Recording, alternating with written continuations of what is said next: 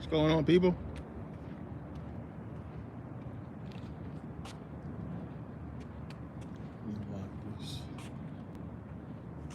Where my late night people at?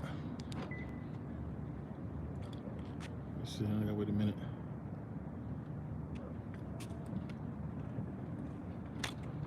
Shit.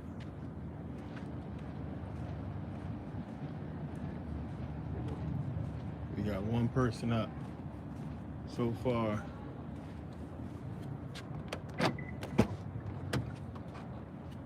Let's see who else joined the chat from my phone.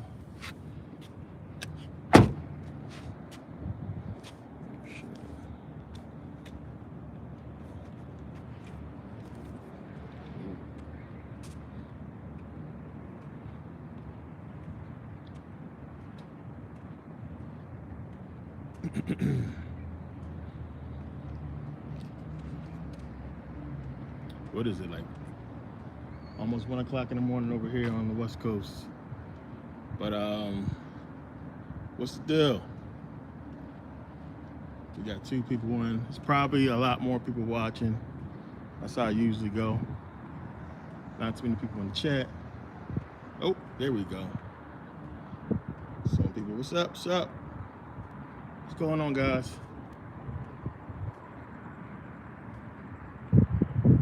Back like I never left.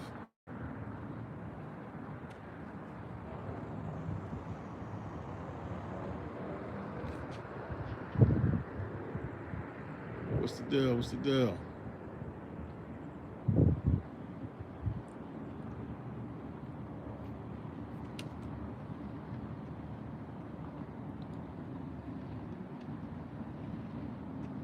Yeah, it's about to hit 3 over there. It's about, what is it? Well, almost 1 over here, so that's about right. East Coast, I know it's late over there.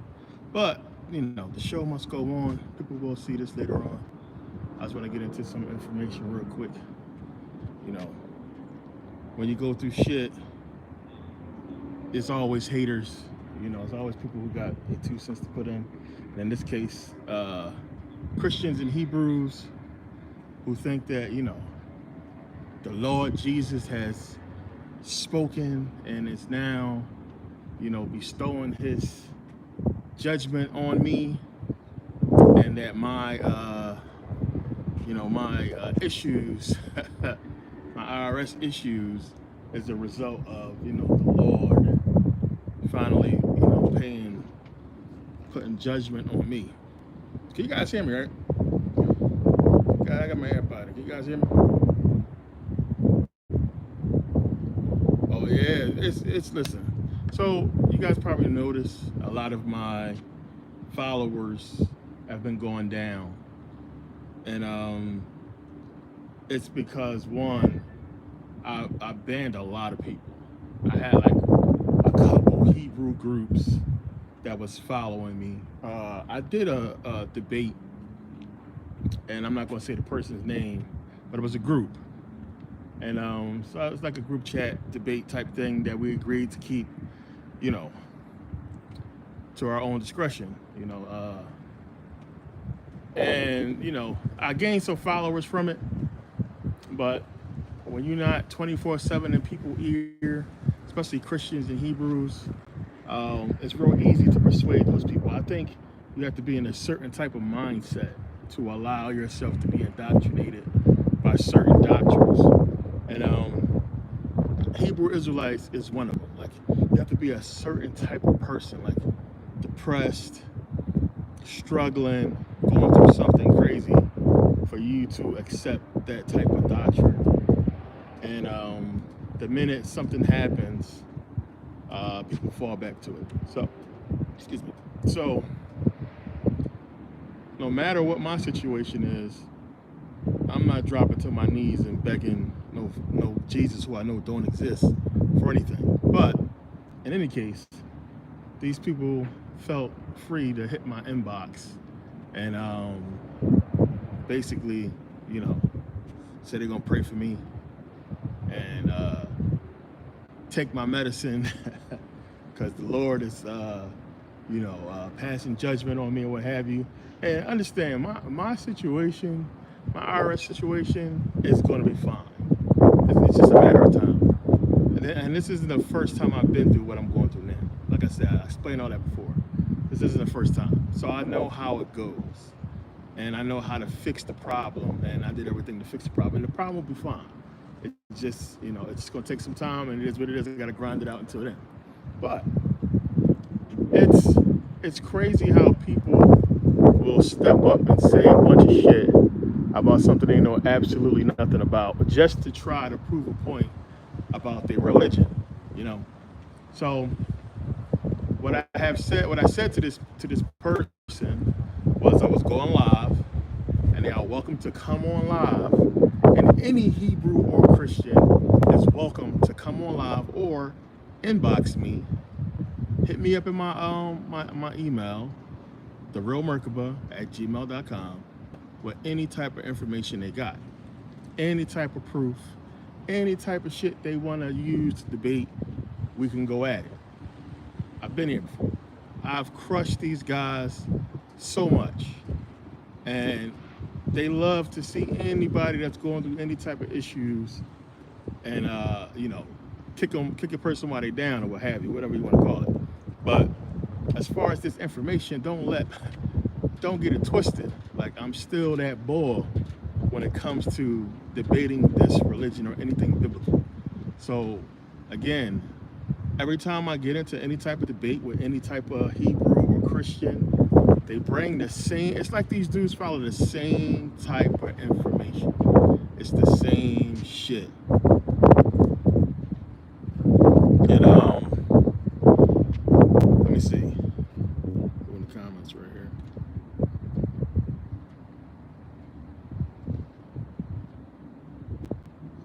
African fan, yeah.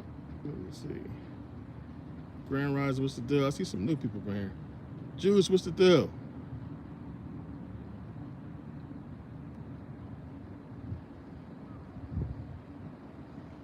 YTIR, who the hell is this person?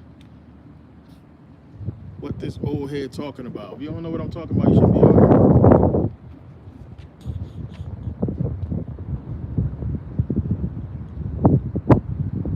here. Salute, Maxwell, what's the deal? Ant-Dub, that's what I'm talking about. Ant-Dub be showing up. Burner, what's the deal? Alright, I just want to make sure people are here. Alchemy, what's the deal?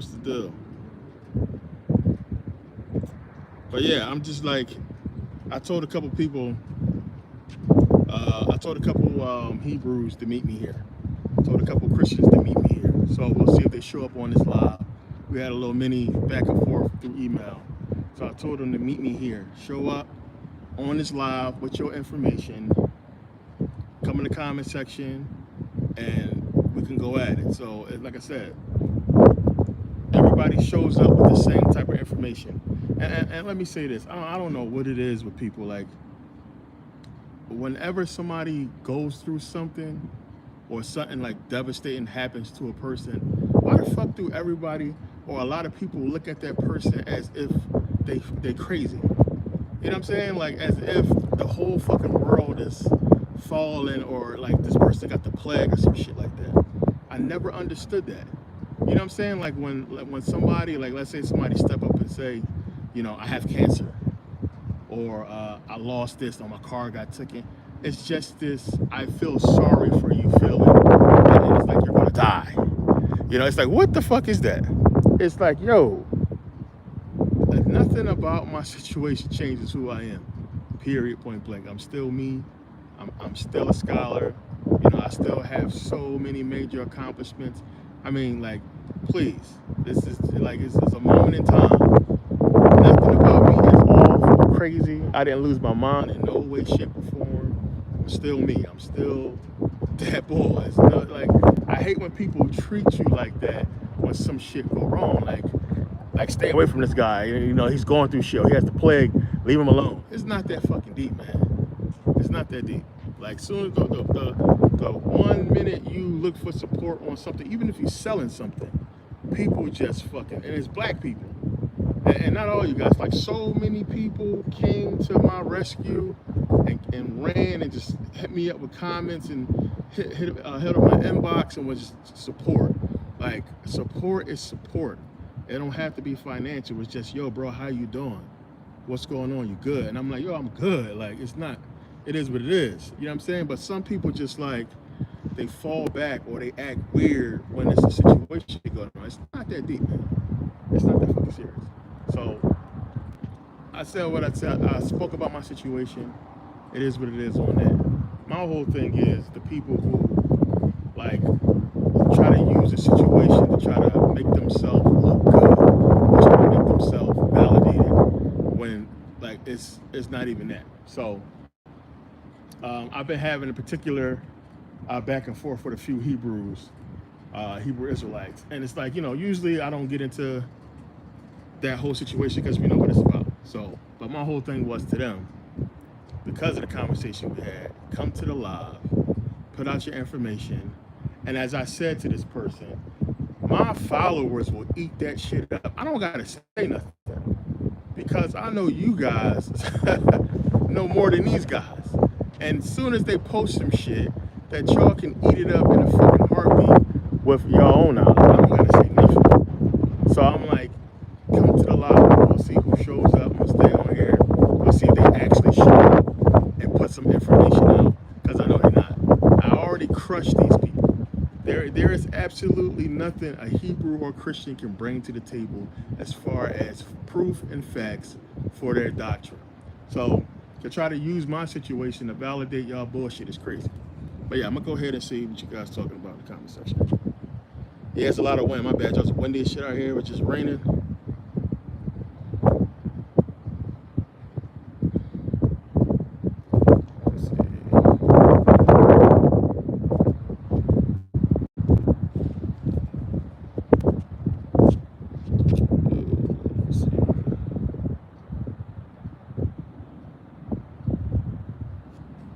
Listen, there is no battling Hebrew Israelites.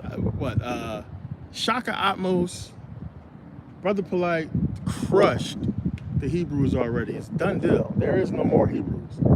It's done. I put out enough. My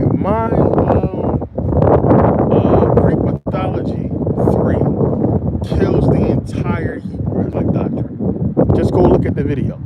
Just even the preview I put up. It kills it all. One, I showed you everything is pseudo. Everything that anybody that's spitting pertaining to Hebrews existed before the 4th century BCE comes from Hecataeus, who is basically, Diodorus Siculus is basically quoting Hecataeus, which that work is not even proven to even be real. It's all pseudo.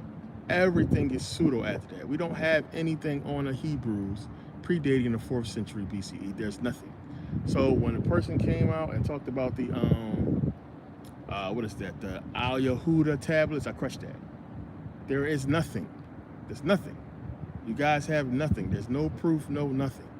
Everything else. So what I talked about is you had a bunch of Hebrews. Well, excuse me, you had a bunch of people during that time looking for information on the Jews.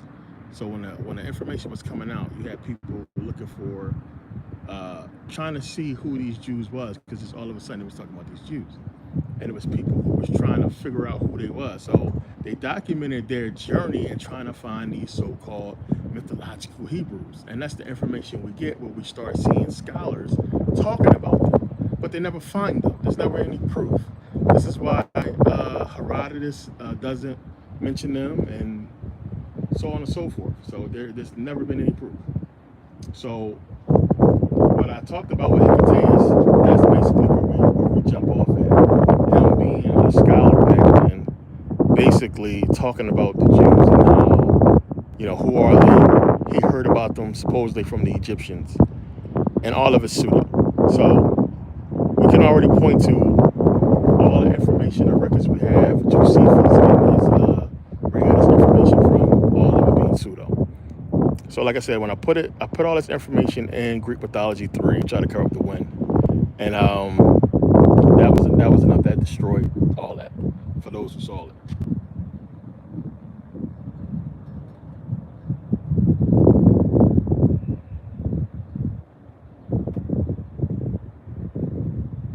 Yeah, I had a who was that? The black kid chocolate. Yeah, I had even here on the live. I had a couple. D Griff, what's the deal? I had a few. I had a bunch of Hebrews. See, this stuff happens behind closed doors, man. Like, don't nobody want to be proven wrong in front of an audience. You know what I'm saying? Even in those debates that we all used to watch, like it was enough damning information for Hebrews to be like, yo, this is some bullshit, and walk away and just throw their shit to the ground and say, damn, he right. But they don't do it. Nobody wants to admit that they're wrong in front of a bunch of people. Real men will. Real men, man to man, will say, damn, you right, or that makes sense. All the fucking information that's out there that crushes their doctrine. And for them to still be blind is because they want to be blind. They want to be blind. They want to be argumentative. It's more than enough. Couple that with the fact that they don't have any proof themselves. They got faith. So I had a few in private discussions. I had a bunch.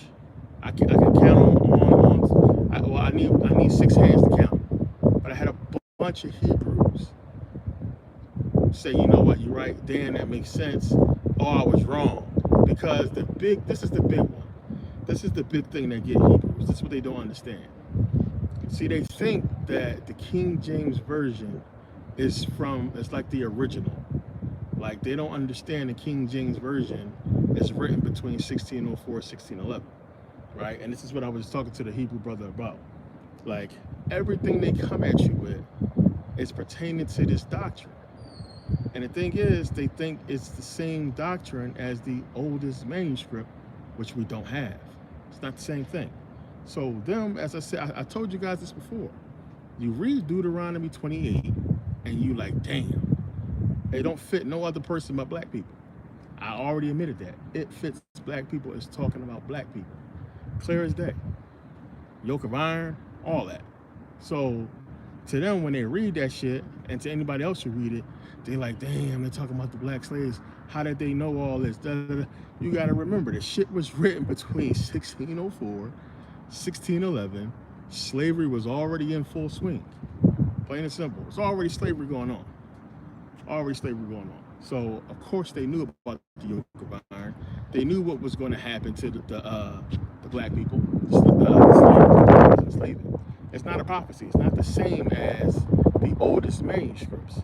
So that's the thing. If the King James Version was the same as the older manuscripts, which we have a bunch of the copies as I talk about, then you can say that's some type of prophecy, but it's not. It's not, and then the King James Version is not the same as the older manuscripts. So that's where a lot of the confusion come from, because they read that shit and it's just to them, hell yeah, this is talking about black people. What are you talking about? But they don't know the history. And that's where they get confused at. Yo, how we got more people on this live at what, 1 o'clock in the morning on the West Coast than we do like during the day? That's what I be talking about. I figured there'd be a bunch of people out, late night people. It's the real scholars. It's the time real scholars be up. Real people who really put that work in be up around this time.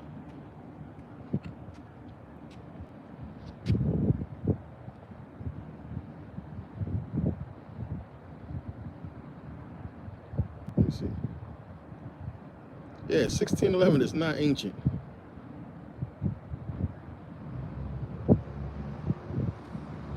Derek Barnes, what's the deal? Yeah, Adolf Hitler is definitely from that bloodline, the Rothschilds. That's a whole nother thing right there. Like, you don't become, oh, I want to say Hitler too much on this shit. You know, they get crazy with the algorithm, but you don't become him that powerful. Like people don't really understand what Hitler did, what he accomplished. It's fucking crazy. You don't do all that without having that name behind you and that backing. That's backing that man had. He had backing from the people on top. How would the people on top, the so-called powers that be, allow that one man to reach the height of success and control? This dude almost took over the world. How would they allow him to do that if it wasn't by design? It was by design. I told you guys, the whole fucking point of World War II was to bring about the European New World Order. And that's what happened. Before World War II, all those countries were separate.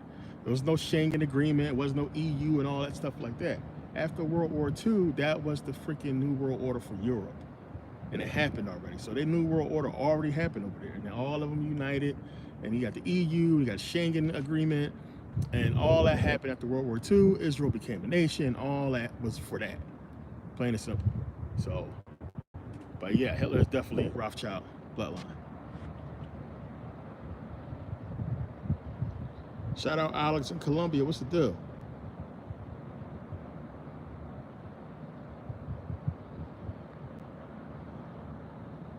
Yeah, Johnny Quest is funny as hell. Yeah, Haji. Yeah, Haji was definitely a Moor. Sim Salabim.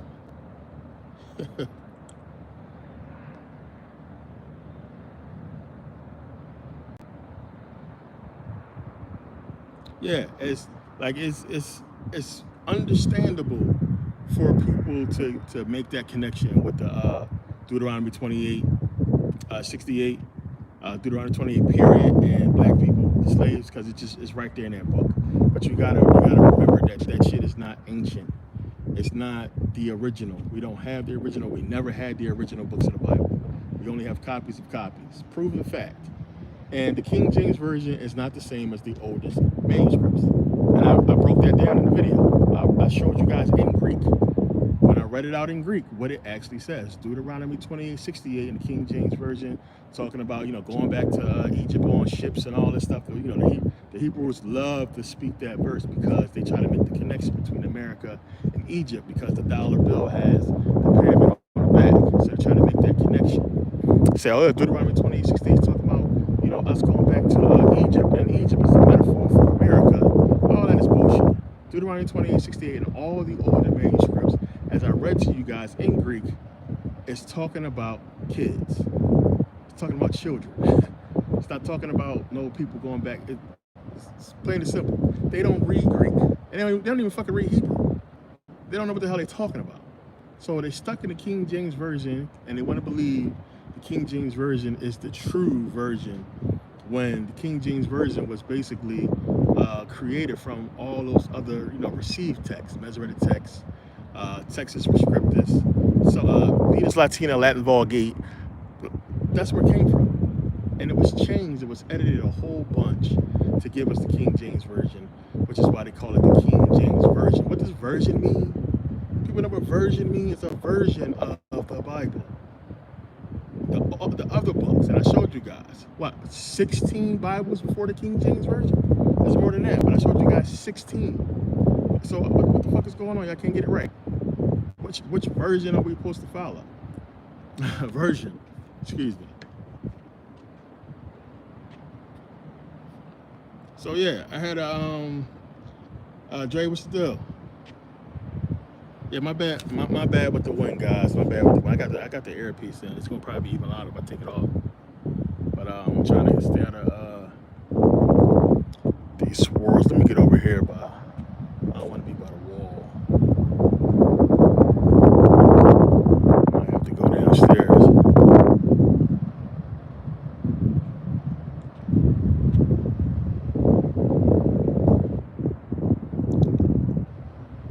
Anubis, what's the deal from England?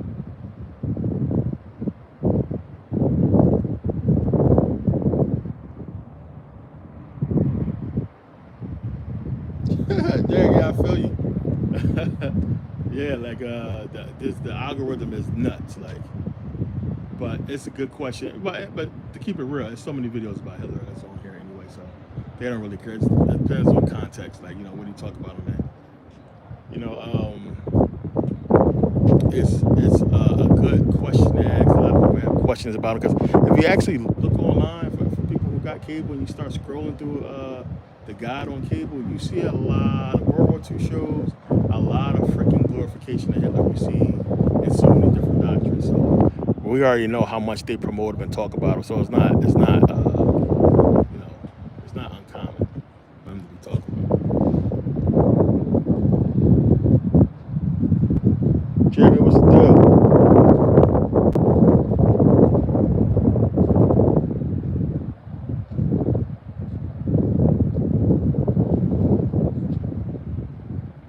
Yeah, we got I don't know what it is. We had a crazy ass storm out here.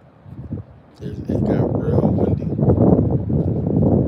which is not normal. We usually don't get this much wind, but it's late.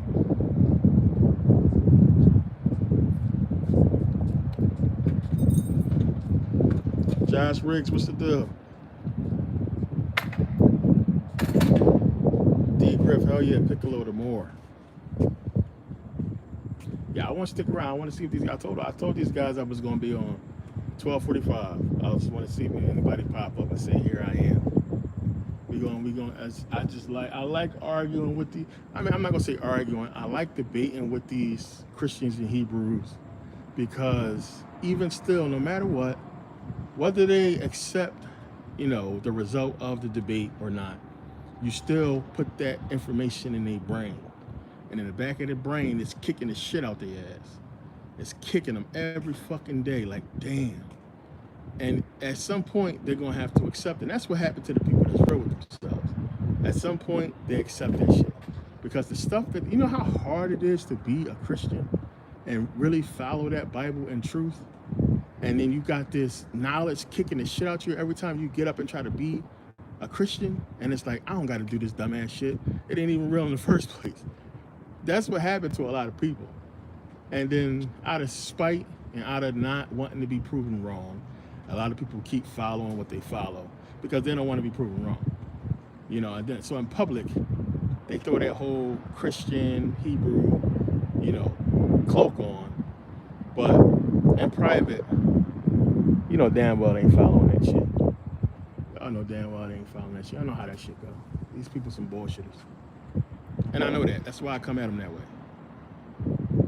It's not hard, but my whole thing is why y'all coming at me, man? Like, my information speaks for itself. I have multiple videos on this shit. It speaks for itself. Just watch the videos. See, the thing is, they can't even watch the videos. It hurts. It hurts them to hear that information, man. It kills them. Greek Mythology Volume 3 is over. You never seen, please, show me somebody who presented that type of information ever in the history of fucking mankind that presented the information I presented in that video. Nobody never did. Nobody never put that shit together. You ain't never seen nobody talking about Hecataeus. Who you seen talking about Hecataeus? Nobody never put that to them like that. And I broke down all the Plato shit where they stole so much doctrine from. So everything is in there. It's killer. It's killer because it's documented. So they have nothing. They can't bring us no documents. There is nothing. They don't exist. So they got to run to every little teeny thing that they dig up and say is actually, they say is Hebrew or Paleo Hebrew, and then it turns out it's not. You can't prove it. Scholars debate it. Nobody agrees on it. That's all they got. That's all they ever going to have because it's bullshit. Plain and simple. So, like, stop it. Stop it. I like to have intellectual conversations with people because I mean, don't get me wrong, man. Like some of these guys have good information, and I love that shit.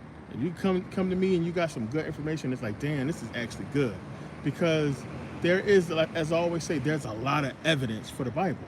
There's a lot of evidence for Jesus, a bunch of it. But as I said, you can have evidence that somebody committed a murder, enough to have them arrested, then they go to court and get exonerated because the evidence doesn't hold up to scrutiny. It doesn't hold up to cross-examination. It's just evidence. You have to prove that the evidence is leaked to the person and that it makes the whole case fit. And they can't do that. So the evidence is just evidence put there by those people trying to make this shit look real. And then you found out that, the Vatican and the churches own all these labs and all these people who coming out saying, the carbon dating is this thing, the carbon dating, they own these people. And then they never look, you guys got to go look this up for yourself. They never let independent researchers touch none of that shit.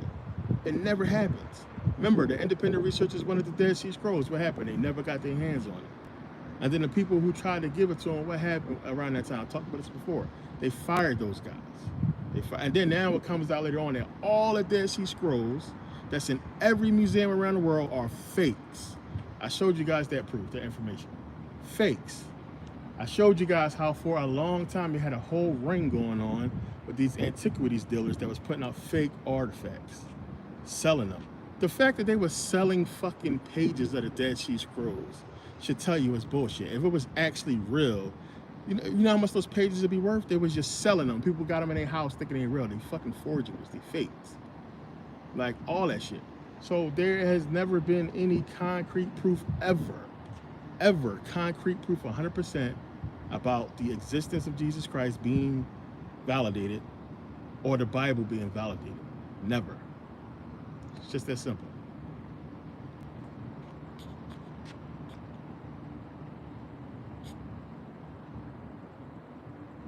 Yeah, Rad, what's the deal? Yeah, who you seen talk about Hecateus, man? Listen, man, you guys are not going to find nobody more obsessed with this shit than me. I've been doing this for over 20 years. I've been to Israel multiple times. You guys see me in Egypt. You guys see me all over the world. You're not going to find anybody. And that's on my own dime. Nobody is funding me. That's on my dime. Me saying, you know what? I got to go to this place and see this. You know what I'm saying? You're not going to find nobody. I've been fucking up nights, like fucking days, weeks, hours reading, studying. I learned how to read Greek. I learned how to read Hebrew, which I showed you guys. And nobody is obsessed more, because I'm gonna tell you like this is real shit. If I'm wrong, I'm wrong. And I will come on here and tell you guys, yo, I fucked up, I was wrong. Plain and simple, I'm about the truth. I'm not about trying to fucking look good in front of nobody. I wanna know what the fuck is going on. What happened? What is it? And if it was Christianity, Judaism, or Islam, I will be following that shit. But it's not, and I've proven it's not. Other people have proven it's not. That's not what it is. But you have people who have so much wrapped up in this doctrine and these teachings that they can't let it go. And I told you guys about my uncle. He's a preacher. I grew up going to church. My uncle was a preacher. But me and my uncle would go back and forth. I mean, we used to be on the phone for hours, man. 8 hours, 9 hours, going at it. Then, excuse me, after I crush him, he'll hit me back. Ooh, what about this? And he'll try to find something to get me, and then I refute it until finally he gave it up. And then when my uncle stopped, and he passed a couple years ago too, my Uncle Joe. But when he gave up, he didn't tell me that he gave up everything. I had to find out later on. But you know, when I found out and he knew I knew, then he hit me up and was like, he thanked me. And can you imagine? I'm talking about my uncle was preaching for a long time. I remember he came to our church, the church we was going to. It's called Little Rock Tabernacle Baptist Church in Philadelphia on 52nd Street. And he came there as like, because my uncle was down south, as a visiting preacher. And man, I remember seeing him in that pulpit, man, he killed it. And I was like so proud of him, because, you know, I didn't know. And I always looked up to my uncle, but, you know, truth is the truth. And I knew it crushed him, man. I knew it, because I know how much he had his own congregation, his own church. I know how much time he put into this fucking shit. But the thing is, when you know the Bible and you know that shit, and then somebody like me come along and fucking rip it apart, if you know the book, then it's so much easier for you to come out of it, because you know what I'm talking about, and the dots start connecting. My uncle went to seminary. He didn't know what the fuck the Septuagint was.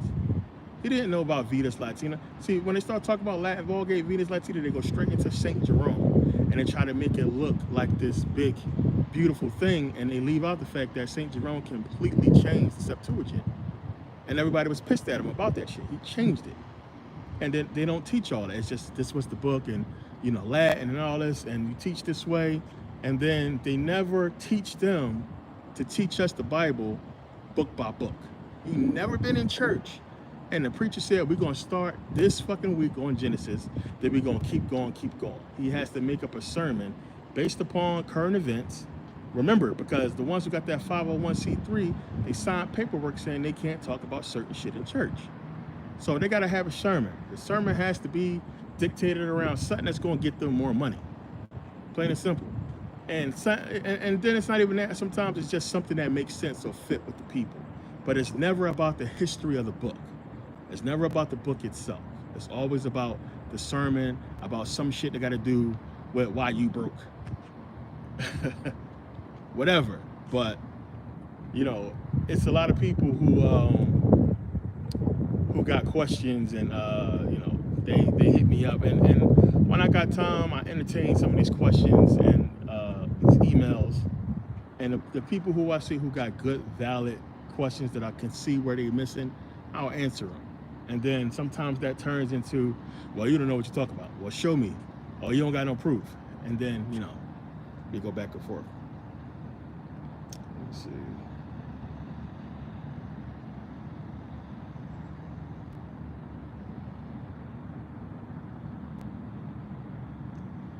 King Drano, man, I love you too, bro. Thanks for coming by. I know, right? T-shirt scared him. Rather than I got this shit from Walmart.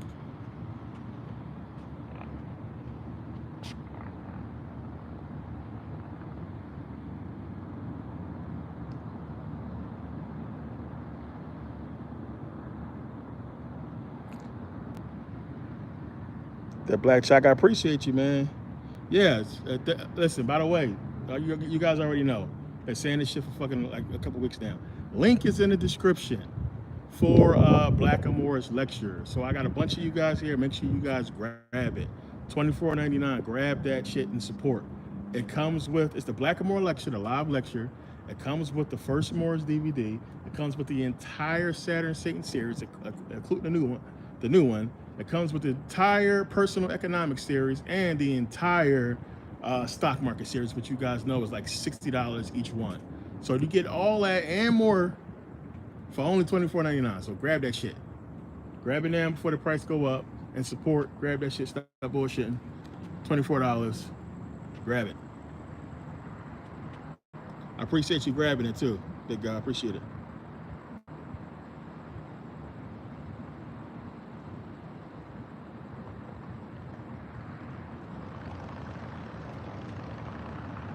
Yeah, right? That shit hit the who is that? Freeman. Who is that? What's the deal? Oh yeah, Alchemy, yeah. Exactly. It's more lit than the daytime one. That's what I was saying earlier. It's more people on here. I'm like, damn, gotta come on at 1 o'clock in the morning to get more people. The algorithm must be sleeping.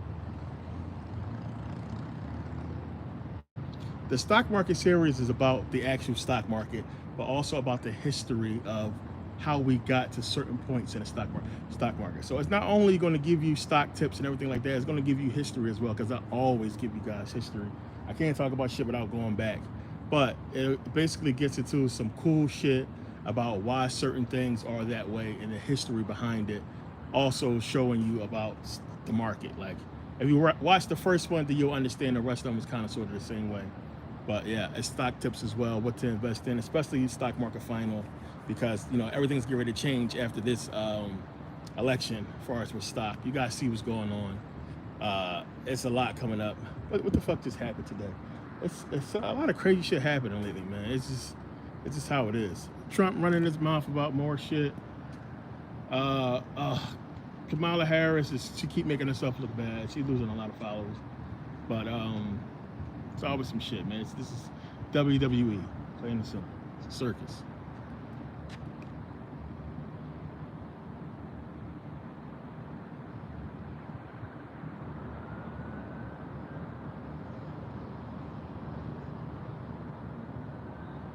Bitcoin, you got to invest in. Whether it go down, don't worry about it. It's going to go back up. Bitcoin ain't going nowhere. You need to keep it around because it gives them confidence with the CBDC. Bitcoin failed, and their plans for the future is not going to work. If Bitcoin failed, they can't say, oh, we need to bring in this crypto-backed currency. And don't get me wrong, because this could possibly happen. You know, they don't want it to fail, but I think eventually Bitcoin is going to be, I'm telling you now, remember I said this before, but remember me saying it again. Bitcoin will reach 100,000. It's going to go there because I think Bitcoin is going to come out of nowhere and fuck up everybody with gold and silver. I'm telling you, they got to beat the governments to the punch, and I think they're going to eventually do that. They're going to start backing the coins by gold and silver. And everybody who got those, who got shares, man, y'all gonna be rich. Gonna be crazy money. You're rich already now. I told the truth about my situation with Bitcoin, and I hate to admit it. I still made a shitload of money, but yeah, I bought in. I told everybody to buy in Bitcoin, but I bought in Bitcoin in the 200s. When that shit hit 7,000, I sold, and I'm so mad I sold. I was like, what? This shit ain't never gonna go past 7,000. I was so shocked. Like, it's super L. It don't matter anyway, because even if I would have kept it, the fucking IRS would end up taking it anyway. They would have took that money too. So it is what it is. But it's all good. Definitely stick with crypto and stay up on Bitcoin. There is a lot of new stuff coming up, and you guys heard what Trump talking about. Trump, I don't know. Like I said, I don't know if he's gonna get rid of the executive order that Biden put in place, but he's definitely going to make a lot of changes with this currency, with this system once he gets in, if he gets in. But I believe he will. I mean, you guys should be scared if Kamala Harris get in. She get in, oh my God, they trying to fuck some shit up and just blame it on the black woman. But yeah, I would be worried. I would be worried.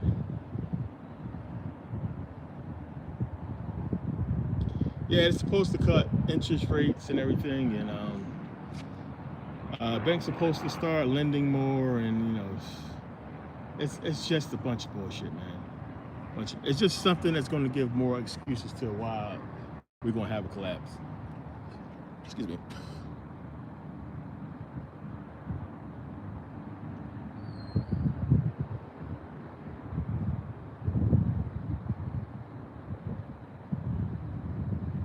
Abraham Kurt, what's the deal? Yes, Dalton. That's what I keep trying to tell people. Like, I don't understand. Like, we talk about politics to talk about politics is something to talk about, but I don't understand the people who put so much emphasis into it. These people are crooks. Whether you like Kamala Harris or not, whether you like Trump or not, I don't give a damn what politicians you like. They fucking are crooks. These people are all in on a system that's geared to fucking scamming the people. It's no longer for the people, by the people anymore. It's all about who is for the people or for the corporations, who is trying to help the people or who is trying to keep the fucking people in poverty and stupid while we keep raping this system over and over again. You guys gotta understand, like, they fucking, like, all these, it's a bunch of companies out here, and all they're doing is putting in work to get money from this system. Plain and simple. So it's so much money out there. So let's fucking make a company that's going to supposedly repair the streets or do something, whatever, no matter what the fuck it is. The money, the funding is there. And all they got to do is be the people who put the company out there to get the funds. So basically what I'm saying is just like what fucking Cheney did with fucking Halliburton, is just, hey, I'm going to invest in a company, and it just so happened that this company is involved in, military contracts, and we're going to cause an event to fucking happen to where we're going to need my company to come in and help, and the money is going to be there. So anything they want to do, all they got to do is be invested in all these companies. These companies are going to go out and do shit and build shit and then bill the taxpayer, because we don't realize how much money we pay in taxes. Fucking unlimited money. And then these motherfuckers don't want to give us none of the shit back to help us out. It's crazy. So the thing is, what politicians are supposed to do, when you understand the core of this shit, is all that tax money, all the money the country's supposed to bring in. This is why you have to have a fucking national debt and keep the country in debt and say, hey, we're trillions of dollars in debt, to try to explain why we can't fucking give money to nobody. How the fuck we trillions of dollars in debt, but we could build billion-dollar stadiums? How does that work? Well, they can say, well, it's private funding or what have you. It don't make sense, because a lot of these cities get government funding. Hey, we're going to give you $300 million if you bring this sports team here. How the fuck is that possible? So the whole thing is, to keep people thinking that we don't got the money, we ain't got it. Meanwhile, the corporations, the companies can do whatever the fuck they want, get government funding, build this and that, but the people, we get the bare fucking minimum. It's the biggest fucking scam, period. These politicians are all crooks. They get in there, and it's all about shutting the fuck up, doing what you're told, and not doing nothing for the people. Get the people just enough so they calm the fuck down and chill out. That's what's going on. That's what's been going on for years. It's every fucking year, man. It's the same shit. Nothing has changed. I've been here for 42 years. I haven't seen no politician come up and say, you know what, everything's gonna be fixed, it's gonna be fine. They get elected and then that shit happens. It's never gonna happen. So here we go again. Another election, Kamala Harris, Trump, saying we're gonna do this and fix that. This is gonna happen, and it never happens. Because these people don't have the power to make it happen. It's just the reality of it. These people are all crooks. And we shouldn't even really be wasting too much time and talking about stuff that we know not going to fucking happen, because it's not going to happen. It's just not. So it's like, you know, it's always an excuse to why shit is not where it's supposed to be. Where are these Hebrews at? I want to see if they show up. I'm on live. I'm waiting for these questions, man. I'm waiting for people to come up and talk that shit. Because what I'm going to do is, that's what I'm going to do. Because I have the screenshots. I have the back and forth emails. So I got the information. So I know, and the thing is, one, a lot of the shit that's addressed in these emails, as far as to the Hebrew so-called, you know, proof, I already crushed in videos, but they don't watch it.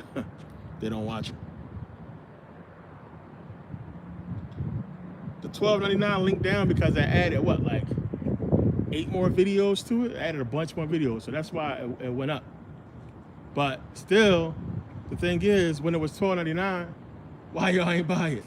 It's a bunch of people who didn't buy, who asked about the $12.99. It was up for $12.99. Like I don't get it. I don't understand. So it's $24.99 now, which is still fucking cheap when you consider it's 18 videos, and then one of those videos, just one stock market video, is $60 just for one.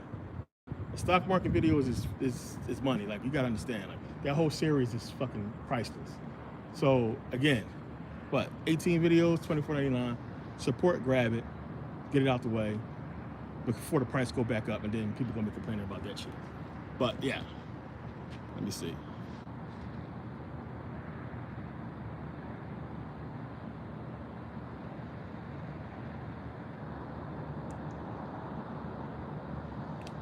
Yeah, rich people, listen, the people are responsible for what's happening. I talk about, you know, we can get into universal law and all that, but you gotta understand, they don't hide shit, man. They telling you what the policy is out there. It's public record. You can read it. The thing is, one, it's the perfect scam, because one, while you have your opinion and while you know it's some bullshit, you're gonna be hard pressed to convince everybody else that it is. Because you're gonna have a bunch of people that's gonna be with you because they not eating. But the thing is, they have no power. Then you got the people who have money, who eating, who have power, who is benefiting from what the politicians is putting out. So one, they're not gonna be with you. They're not gonna be complaining because they're eating. And two, they're the ones who got the power to change the shit. You understand? It's the perfect scam. So it's like, okay, try to convince a motherfucker that the money he making and all the fucking riches he got and everything is bad for him. Good luck with that. It's how it goes. So, you know, the bottom feeders, the people who are at the bottom, don't even know where to go to make a change happen. They too busy trying to crawl and scrape their way out of fucking poverty. They too busy on their knees praying to fucking black and white Jesus or Allah or whoever, you know, thinking that that's going to bring them blessings. You know, it's so much. It's the perfect scam, man. It's perfect. And it's set so well that, you know, the writing is on the wall that it's not going to be no revolution to change the shit, because you got to get people together for a revolution, and we ain't got enough. Unfortunately, it's not enough. It's not enough to make the change. Then, you know, it would be considered like, you know, a fucking civil war, of course. Excuse me. To do so, and then still, policy has to be made. Changes. Politicians have to do their job, and they're not going to do that shit. It's not going to work. Not after we just robbed their ass, you know, not really robbed them, but basically just fucked up their money.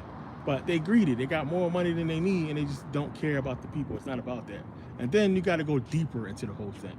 And I talked about this before. A lot of people don't think about this. As I said before, there's this balance.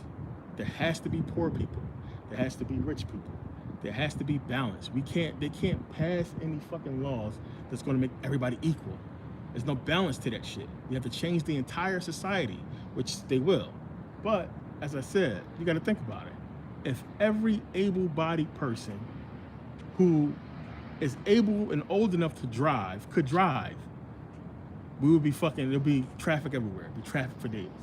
So basically, if I went in Cali and took all these fucking homeless people who are not senile or crazy, took all the homeless people from every fucking state, fixed them up, cleaned them up, gave them a job, and they made enough money to buy a car, traffic would be at a fucking standstill. You understand? It would be too much money coming into the economy. The dollar would be fucked. So it has to be a balance, and that's what you gotta understand. They gotta keep it. So it's gonna be a forever cycle. It's because of the system that we're in. You gotta change the system. So now, what's his name? Of course I forget his name, but it was the man, and I put him in a video, one of my videos. But he came up with a perfect system, this cashless system, and he wanted to build it. And it's almost like how they have it set up in Switzerland, where you have all the people, like the cities are built like in a circle, right? And on the outside of the circle, it's where all the factories and everything is. You go on a little bit more, it's where the farming is. You go on a little bit more, it's where schools, you know, office and stuff like that. You go a little bit more towards the center. The center is where the people live. There's no cars except for deliveries. Everybody bikes everywhere. You can walk everywhere. It's just set up perfectly. And that's one circle. Then there's a train to take you to the next circle that's identical. But it's like a perfect society. You do your job, which is very little, you do when you're young. And for the most part, the grown-ups are teaching, and they're just fucking all on some spiritual shit. Planning, you know, the factories are like automated. They're farming. They're just doing regular, easy shit. And everybody's living in like a fucking utopia where everything just works. It's a perfect system. You understand? And the thing is, the problem with that is, one, I mean, that's something you gotta be born into. Because one, that shit sound boring as fuck to me. It may be peaceful, but it's like, damn, I like Vegas. I want to go somewhere where it's popping. And that's where a lot of people is going to take it at. So it's so much to look at, and you got to deal with so many different people, personalities who like shit the way that it is, and who don't care because they got the money or they're already successful and they're not worried about nobody else, you know? So there's so many things that come into play when we talk about politicians and what they have to do, and then you step back and look at the overall picture of what politicians have to do in a working society. And one, you can't make everybody right. You can't take everybody out of poverty. It's just not going to work. It's not enough space. It is, but I'm talking about as far as like where the city is. One is we overrun. If everybody who can work want to go to work, it's just too much. So yeah, it's a balance to the thing. So that's what's going on. That's what they don't want to say. That's like getting deeper into the whole thing. Let's see.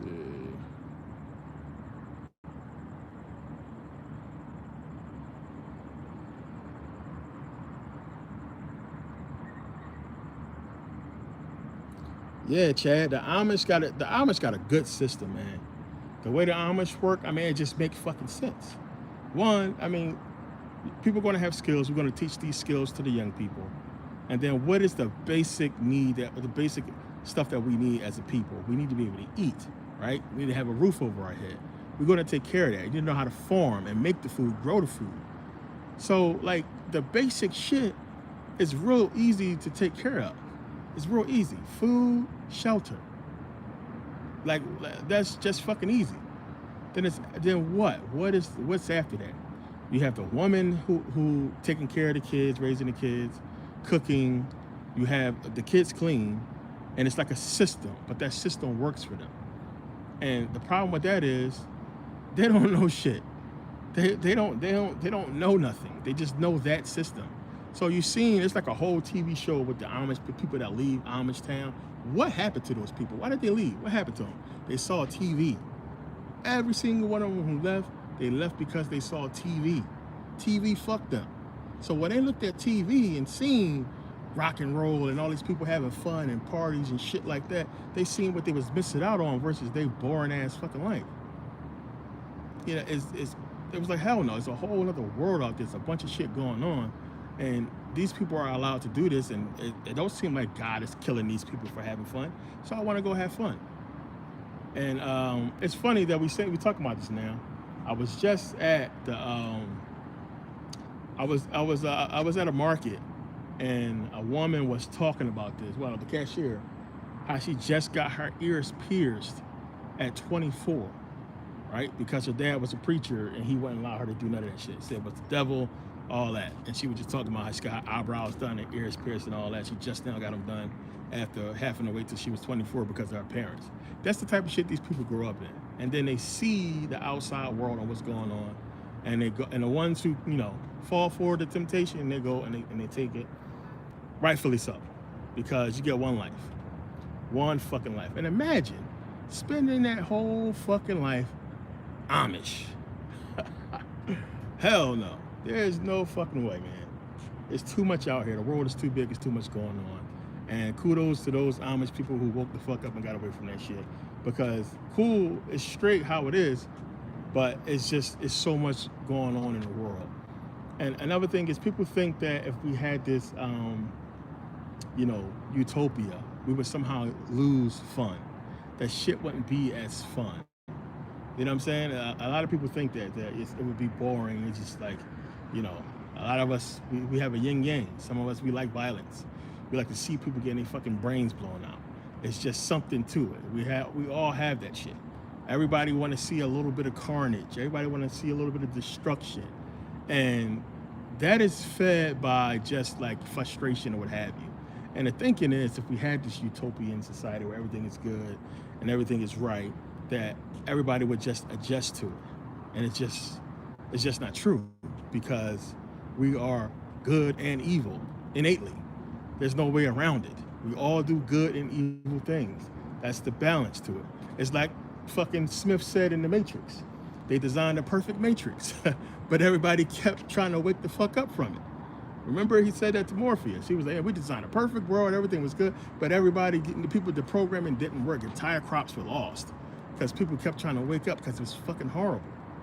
Because it's giving you balance. That's what it's all about, you know. I got into all that. But you got to think about it. You know, it's so much going on in this world that a lot of people won't ever grasp because they don't understand balance. They don't understand the energies. And that how the politicians' whole job and why they're here and what their job is to do is to play against that yin-yang. It's always the fucking Republicans' fault. It's always the Democrats' fault. This person is blocking this. It's like, how the fuck is these grown-ass people arguing and bickering back and forth, and they can't come together as grown-ups to figure out what's best for the people as a society? Y'all can't come together and say, hey, these people need to eat. There's a lot of homeless people here. We need to fix that shit. Grown-ups can't do that. Grown-ups can't come together and say, yo, these kids are starving. These kids starve. Fuck the politics. Kids are starving. They're dying. Let's feed these people. What the fuck is the problem? So that goes to show you right there, it's more than, you know, what people really are willing to understand. There's a balance to it. And it's always going to be that way. And their job is to keep the people just tricked for all times until it changes. Plain and simple. Because that's what's been going on. I'm not fucking super old, I'm 42. But when you study this shit long enough, you see what the fuck is going on. You can see it. You can see the back and forth. It's the same shit. This shit getting old.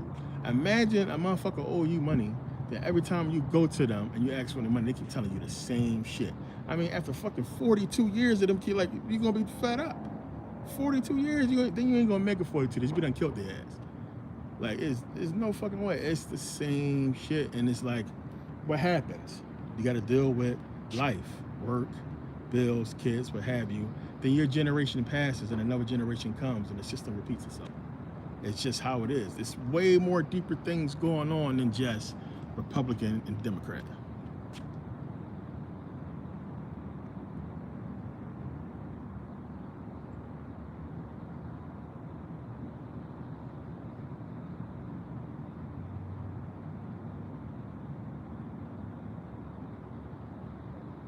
I know I'm gonna butcher your name, but Wu Win Ten.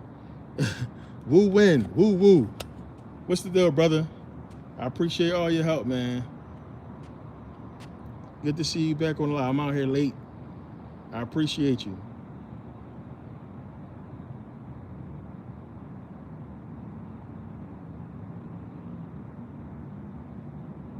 Oh yeah, Eddie, what's the deal? Oh yeah, and civilizations, not even so much collapse, man. It's a change that has to happen, because you got to go back and look at, as I talked about before, those ancient civilizations, and it's the collapse is all a part of the agenda. That's just a part of it, and moving on from it. Like, and those collapses was really happening mostly because people were still getting back into spirituality. They had to get rid of that shit. It was the reason why they made everybody abandon those ancient fucking ruins, those ancient worlds. And today now, they tourist attractions, they're ruins. But these people was living in that spirituality, in those spaces. They don't want nobody to know about that information anymore, so they had to get them out of there. Excuse me. But these civilizations are going to rise and fall, and a lot of that is due to just them consolidating the power up under them. So a certain group of people cannot be allowed to exist, because then they're going to want to know their history. They're going to want to know that they come from kings who had this power and ruled this and ruled that. Then they're going to try to start to figure out bloodlines. And then once they start doing that shit, then they're going, oh shit, you're actually a king. Oh shit, you descend from a queen, so you should be ruling. So they had to collapse these societies for those reasons, so everything looks like that the Europeans started all this shit. A lot of people don't even understand, these people just stepped onto the scene. They took over. Once, like I said, once that gun and cannon was invented, it was over. It was a wrap. They took out everybody. Man, they fucking killed off so many people, collapsed so many fucking civilizations from within, and then it's so huge what they did and what they was able to do. And I tell you, like, they operating with some way higher knowledge than people realize.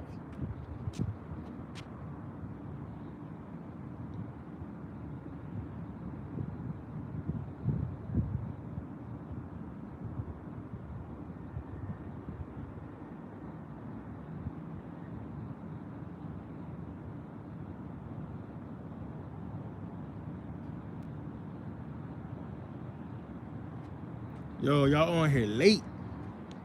How we get more people? We got way more people on here this late.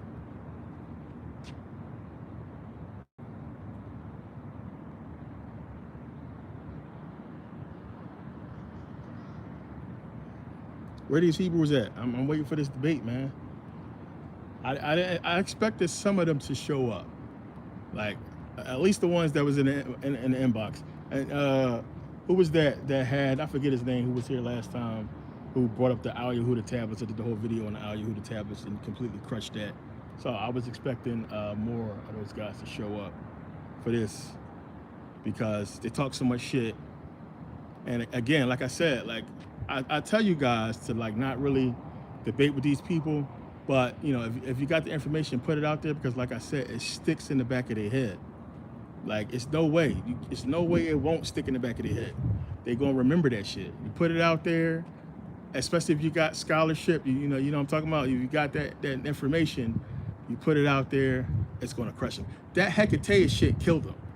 Like, it's brutal. And who was that? I think it was a Hebrew that came on here before and said, yo, Greek mythology 3 was crazy because the Hecateus part, that information was just, I told you, nobody ever put that out before. It was the same thing that I put out about Dendera. I told you guys. So remember, you can go and look for yourself. Nobody made that connection. I talked about the firmament, the waters above and the waters below, and where that came from. And nobody made that connection that they found it in Dendera. It's in Dendera. It's in the temple of Hathor. You look on the ceiling, it's up there. So that's where they got the whole fucking notion of the firmament came from there. Because you don't find it nowhere else. It's the oldest place we find it. So a lot of people didn't make that connection. There's a lot of connections a lot of people didn't make because they're not going back and looking at that shit. The Hebrews are going off the book, which we know we ain't got the original copies. Bobo, what's the deal?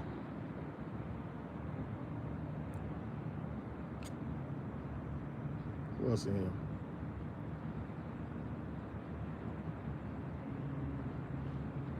Yeah, so there is a firmament is atmosphere. That's what we like to think, but it's too much information about this waters above and waters below the firmament. Then you go and look at every single origin story or creation story, you're finding the firmament in these waters.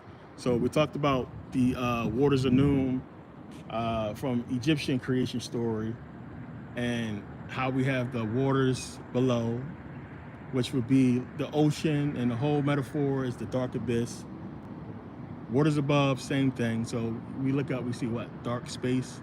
You go in the ocean, you look down there, what it look like? It look like as above, so below. It look like the fucking ocean, the deep waters of the deep, waters of Noon. So every fucking civilization we go back to, we find that same thing. So it's something more to the firmament, as we know. And I put that in, what's the video? I did a whole video on that, DVD on that. We got into that. D group, what's still? Yeah, flood stories too.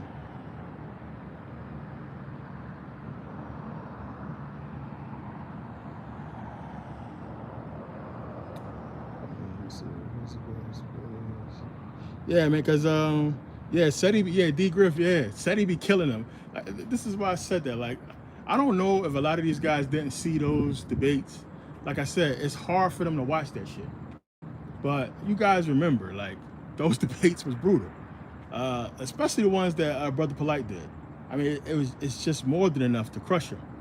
But like I said, Polite, Shaka Atmos, of course, SETI go hard, and it's like they don't want to accept it, man. They don't. It's like they chill, and then they try to come out and make it seem like, you know, everything that was said don't mean nothing. They still gonna keep banging, but still, we gonna put out the information, and it is what it is. They just gotta accept it. If they don't, they don't.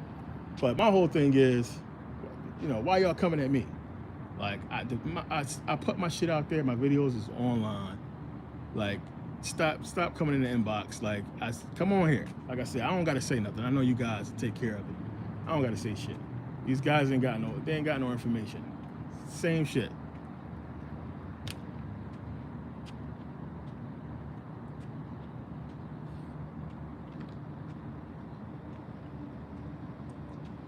Who's that? The Righteous Movers. What's the deal?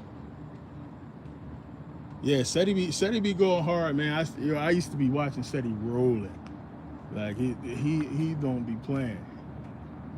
So, man, we had those whole debates, and it was a lot of information put out. But like I said, man, it's just tough for these guys to accept it, and they always try to look for something else, because it's like I said, certain shit is going to resonate.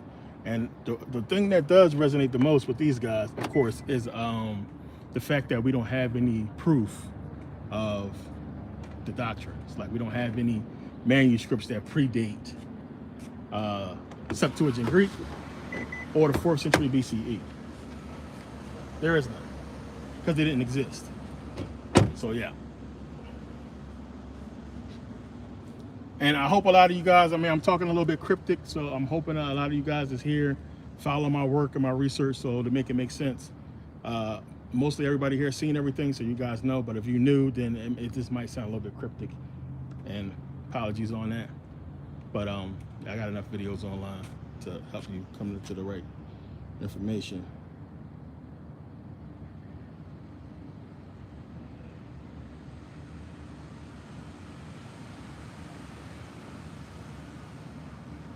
Oh yeah.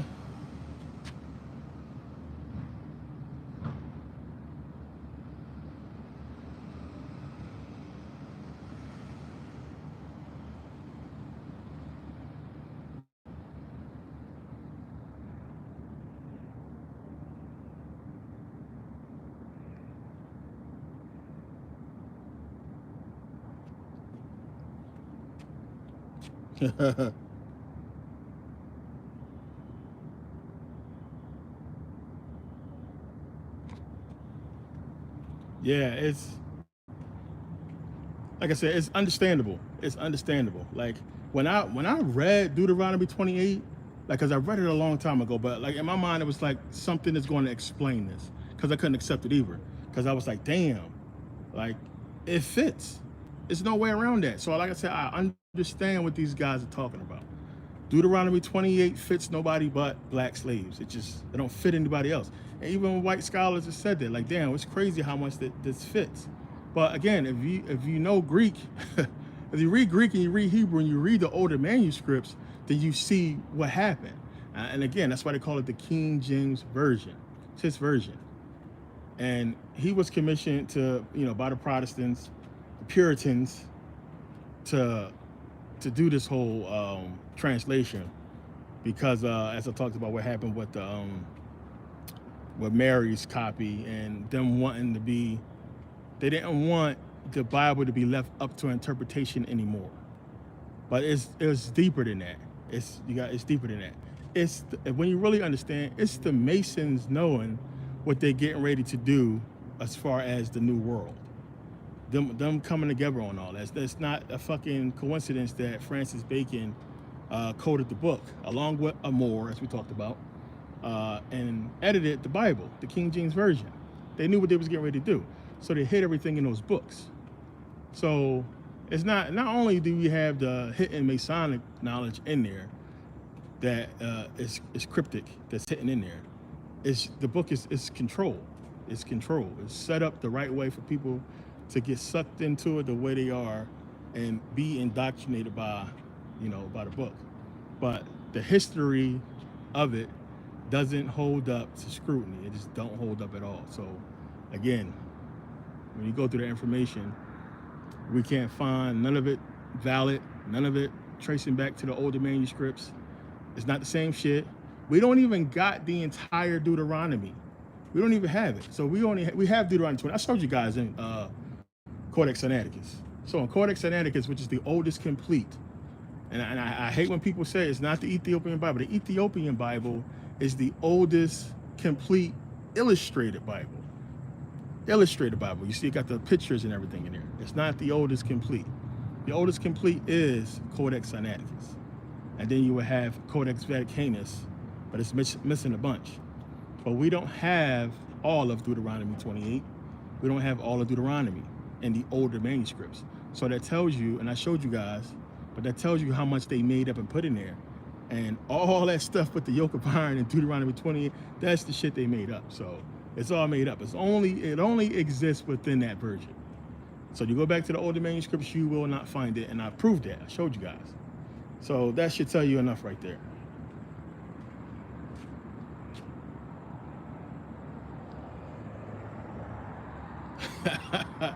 Yo, that Gatling gun changed everything, man. Those guns changed all that. Like, it's one thing to hand-to-hand combat, because you gotta look at it, man. The Greeks was brutal. Those wars back in the day was brutal, man. Yeah, imagine you going to war. Those people was dying by the sword, arms cut off, and that's war right there.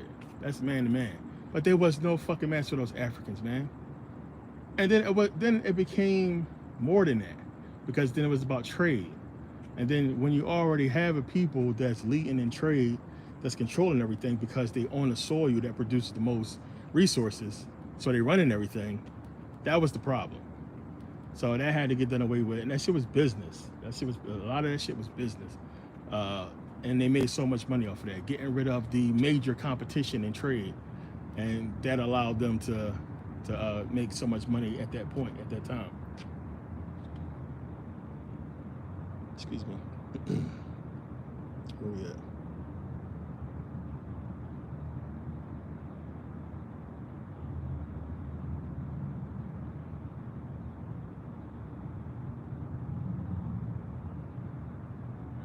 Mellow Nello, what's the deal?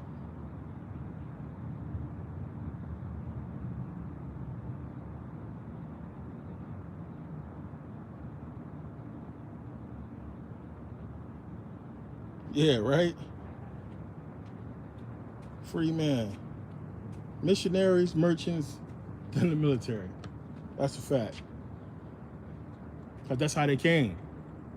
That's how they infiltrated. Missionaries first. And again, like everybody, you got to question how the fuck did they infiltrate. Like the whole thing about the slave trade and them bringing in slaves to America, again, like that question you got to ask, why would you do something like that? It don't even make sense. And people still run with that shit. It don't make sense. to bring thousands of fucking Africans across the fucking Atlantic to the new world to work, when supposedly you can't even communicate with these people, and supposedly there's a bunch of Native Americans running around that's already in America, already know the land. So you don't speak their language either, but you don't have to traffic them motherfuckers across the ocean. You could just come to America and then capture them and put them to work the same you did in Africa. So it don't make sense that they would do all that and bring all these people over here. And then, like I said, there's a huge language barrier. Okay, you get the Africans to America, now what? How you gonna get them to work if you don't speak their language? So that tells you everything they're saying is some bullshit. They had to have already know the language and speak the language. Not one interpreter would be able to get these people to do the work that they're talking about. As I said, these people were already, I showed you guys the kingdoms. I showed you the ruins. They was already working with these people. They spoke the language. They was already trading with them. They already existed in the Americas and in Africa before the gun and cannon. When that happened, those are the people who they brought over. They brought over the kingdoms to America. We already had Moors in America. And I showed you guys in the Black and Moors lecture how they changed the name Moors to Indian. That's all it was. It's a record of it. They changed the name. So who we call in Indians was Moors. Then I showed you guys the Moors and how they dressed like what we call Native Americans. Those was the Moors.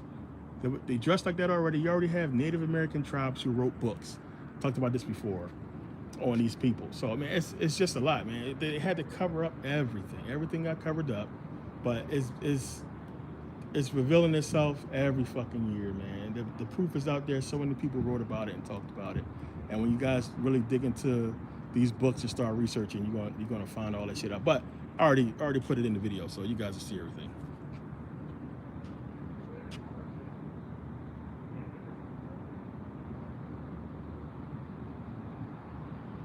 Yeah, exactly. That should never make sense.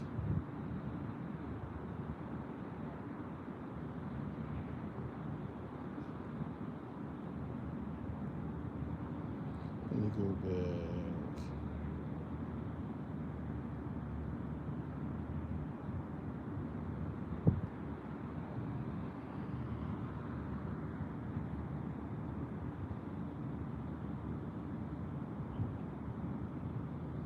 Yeah, man, business was man. Everything after Corona, everything went down. Like business, unless you was one of the major corporations, like business was slow for everybody. But during Corona, everything was up because people were just in the house consuming, buying shit, and that was like for them to just like replenish their pockets after the lockdown and shutdown, because a lot of businesses went under and lost money. If you didn't have online retail, you wasn't making shit. I made crazy money during Corona. It was fucking the best. And it's like that type of influx it wasn't, I'm not gonna say it stimulated the economy, but it was good for a lot of small businesses that had online stores to make money. But it's one of the reasons why they was pushing for reparations, because it was supposed to be the biggest thing that could bounce back the economy.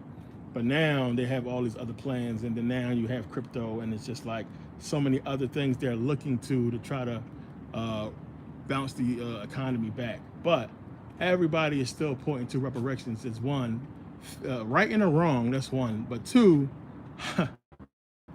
how big is going to be for the fucking economy? And we know, because you know fucking black folks just gonna go spend that money. They gonna spend that money, man. We know. And that's one of the reasons why they don't want to do the shit, because they don't like. It's like you got to be in that right mindset to have that kind of money and do the right thing with it. It's just gonna be so many people just consuming and buying shit, and it will be a big boost to the economy. Which is why, like I said, I don't think if they do give out money, it's gonna be much money. It might be some, but it's gonna probably come in the form of like free college and tax free, like no property tax or business tax or something like that. That's what I think it's going to end up being. It makes more sense. They don't want to give us millions of dollars. I don't see that happening. I just don't see it happening. But if you gave a bunch of black people, I hate to say it like this, but it's true. But if you gave black people the opportunity to go to college for free, a lot of them won't go. They'll have an excuse. They won't understand the benefit. I mean, you got to dedicate a lot of time to that. A lot of people, and they know that. A lot of people won't go. Now, if you do it and they paying room and board and books and everything like that, maybe so, because it'd be a way out for a lot of people. So maybe a lot of young people might do it. But then that's still work. You still got to put that work in. You got to finish. You got to get the degree. Ain't no dropping out. You know, it's a lot to that. So that's one. But two, if they give, you got to have a business to be, you know, to not worry about business tax. So that's another thing. But you know, tax-free period, meaning we go to work and we get all our money. Yeah, and that's big. Excuse me, that's big. Let me see. Thing, 189. Yeah, exactly. Who said that? Yeah, Nick. Yeah, if it's done in payments, that's what I was thinking too. I was thinking like, damn, if they do something like, you know, you get a check, we get a check every month or something like that. But then you're gonna have a lot of vultures out there. It's gonna be a bunch of fucking consolidation, not consolidation, but like JG Wentworth and them. You know, it's my money and I need it now. There's gonna be a lot of those companies out there to like, hey, we'll give you a big check for, you know, 10 years of your payments. Shit like that is gonna be out and it's gonna be popping. And a lot of people are gonna take advantage of it, and that's gonna be what happened with a lot of folks on that shit. So I mean, they still might do it. It's a good idea, but that's what's gonna happen.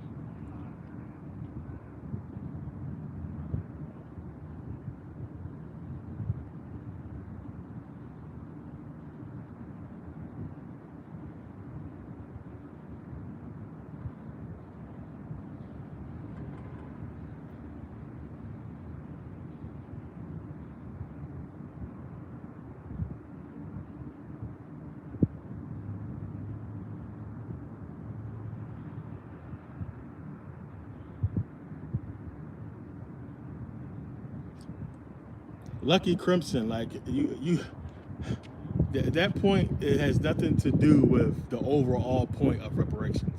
Like you pointing out a small nominal, a minuscule amount of people who possibly had slaves. We're talking about the overall effect of slavery and racism, which is not them trying to feed off or ride on dead people or dead slaves. Is what slavery created and generated for the generations of people who came out of slavery.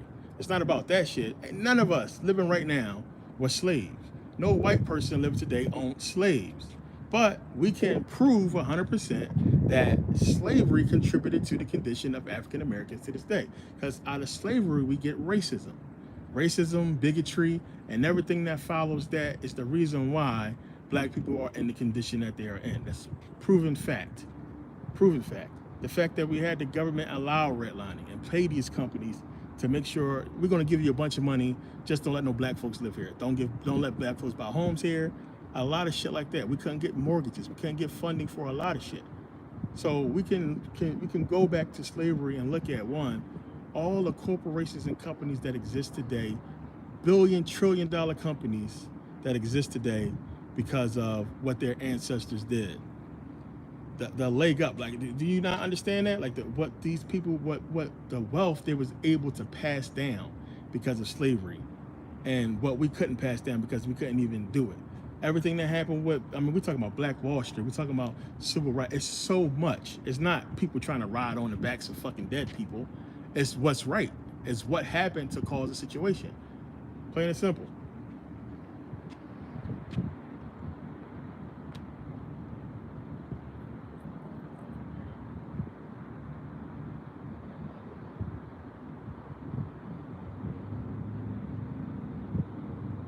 Yeah. It's the people with that argument that shit is fucking stupid. That's like the most insensitive shit ever. Because I don't know you. I don't know you. But I'm gonna tell you this. If a motherfucker robbed your grandparents, took everything they had, took all their possessions and everything, and then hung them and set the bodies on fire, killed them or what have you, I'm not going to fucking argue with you or your grandkids or kids or or what have you, trying to get remedy for what happened to them, especially if what happened to them caused your family to collapse. You know what I'm saying? Oh, damn, because grandma had everything taken, She couldn't finish paying for my college. And because of that, I had to go work this job. And then now, like, it's a trickle down effect. What I'm not going to do is say, oh, you trying to fucking eat off your dead grandparents, or you trying to ride the backs or the coattails of your dead grandparent. No, what happened to them was fucking wrong, and you got every right to try to get a remedy for it. Plain and simple. And that's what's real. It's like we can fucking sit. One, it's been too many groups of people throughout history that got reparations. So you're gonna say the Jews trying to ride the coattails of the dead Jews? That's stupid. What happened to them had a trickle down effect. Plain and simple. The fucking the Asians, the Japanese Americans that was in those internment camps, there wasn't internment camps for 100 years. There was like what? And then they came out and they still was cool. They got reparations. They got money. Like, come on. This is not hard. This is an easy win. It's an easy win that we can still prove is valid to this day. We still prove valid to this day. Easy win. And like I said, I would love to argue this one in fucking court. Easy. We'll win. We'll knock it out the park if I can argue shit, because it's just a fucking easy win. It's just so much you can point to that the government, the government involvement alone on the oppression of African Americans, that alone wins it. But then, like I said, just the fact that you have all this guilt, and that guilt turns into racism, and racism just horrible for all people that's involved. Like, it just really hindered the progression of African Americans, and that's why we are. I mean, it's a whole entire fucking system. These people created a whole fucking prison system, private prisons to lock up black people, predominantly black people. Like, come on. Like, the list goes on and on. Like, this shit is crazy. And we still dealing with the fucking warfare with this hip hop shit. So it's just so much to point to.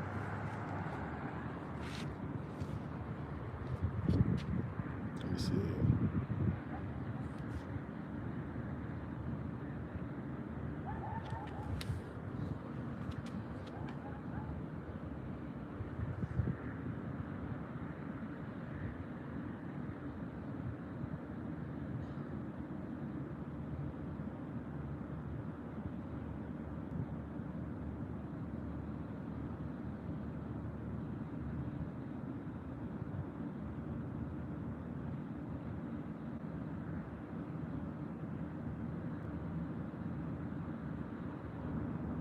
Oh yeah, I see it like y'all still believe in that freaking the remedy shit. Like, please.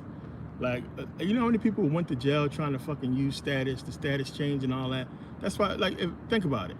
One, look at how many people came up off of PPP and PUA money when the shit went down.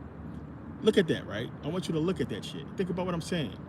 So many black people got the fucking PUA money, got the PPP money, because we shared that fucking information and it worked and people came the fuck up, right? That was real. Don't you think that if you can go and claim, change your status, and get remedy for all the shit these motherfucking people are talking about?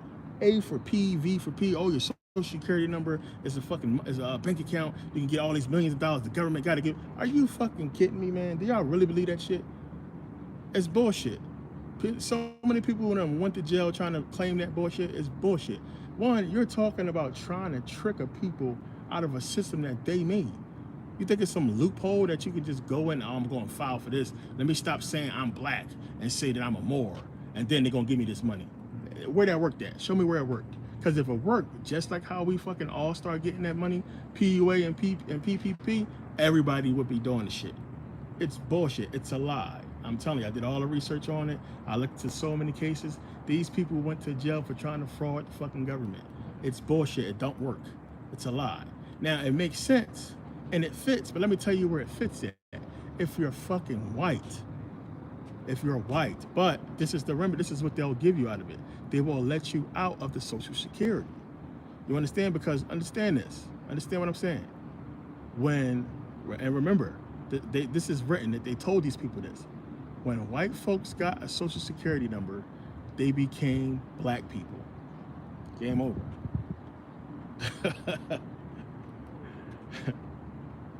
Plain and simple. So I broke all this down. They became black folks. That's why everybody's treated the same right now when you really understand. Because one, what were they before the 1930s? They were sovereign. These people were sovereign citizens. They gave all that up in exchange for benefits and privileges, and when they got the Social Security number. That was the whole point of the Depression. The Depression happened and the stock market crash happened, one, to get these people to give up the land. They could not, the bankers, Rothschilds and all these people who own these banks, the Federal Reserve and everything like that, they could not get the land because the people owned it. Understand? So how are you going to fucking recoup on the debt that this government owes to the people who own the Federal Reserve? You have to get them to give up their sovereignty first. And they did that in 1935 when they passed this whole Social Security Act and everything like that passed. The Great Depression was the first part of it. Because then the white folks looked over and said, well, shit, how the fuck is all these Negroes getting all this fucking money and getting help and everything like that from the government, but I'm a white man, I can't get it. Oh, well, the Negroes are getting welfare. Well, how are they getting welfare? Because they are part of a social system. They're entitled to these benefits and privileges. You're not. You're independent. You're a sovereign. So, okay, well, bam, where I got to sign to get what they getting. And that's what happened. That's what happened. They gave it all up unknowingly. They gave it all up legally. Unknowingly. And that's what happened. That's how they took the country, the land from the people. And then when they did that, what followed? Then that's how they was able to pass the laws to confiscate the gold. Because before that, these people were under no fucking jurisdiction.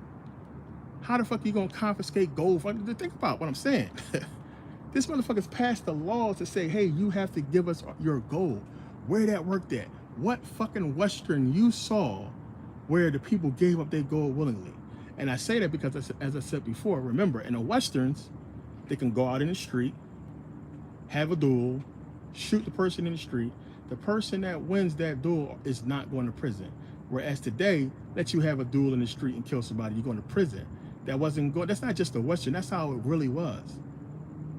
Back then, they were sovereign. You can do that. They could not send them to prison. They were sovereign citizens. That was legal. That was a part of common law. Plain and simple. So if you agree to walk out, that's a contract. That's a verbal agreement where you and that man agreed to go and duel to the death. That's a contract. Today, you can't do that because you're a part of their system. So there is nothing, you can't go and just, oh, let me change my status and say I'm this now, and then they're going to give me the money, or they're not going to treat me that way no more. No, come on. A lot of people locked up behind that shit. Don't believe that bullshit. They got nothing to do with no status change and no shit like that. You're not going to trick them with some paper out of a system that they created to benefit them and get over on us. Or else we'd have done it already. That would have been out. Like, the cat would have been out the bag.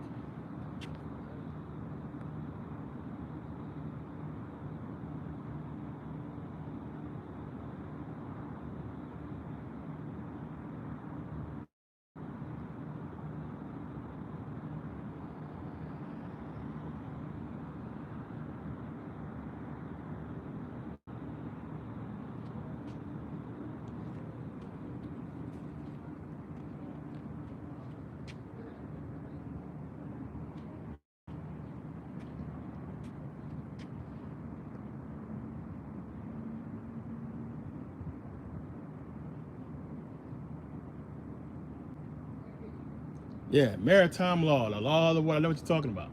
It's not what you think it is. That's how it was. It's not that way no more.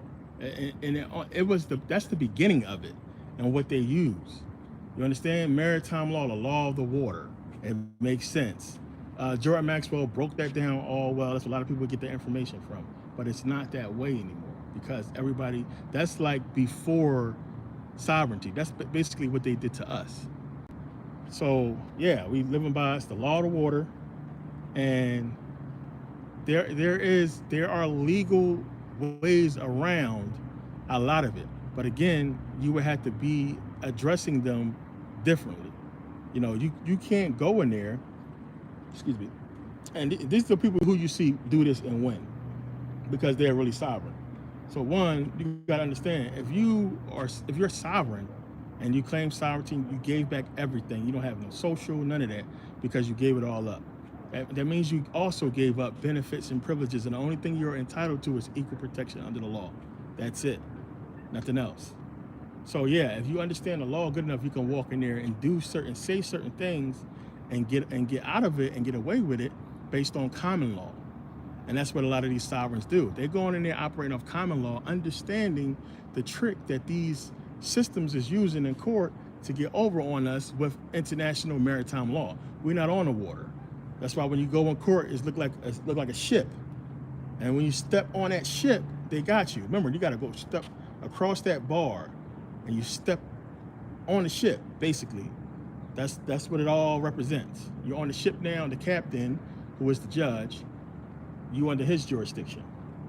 Now, even still, if you know your shit, one, you would never step across that threshold, and you never had no fucking lawyer talking for you.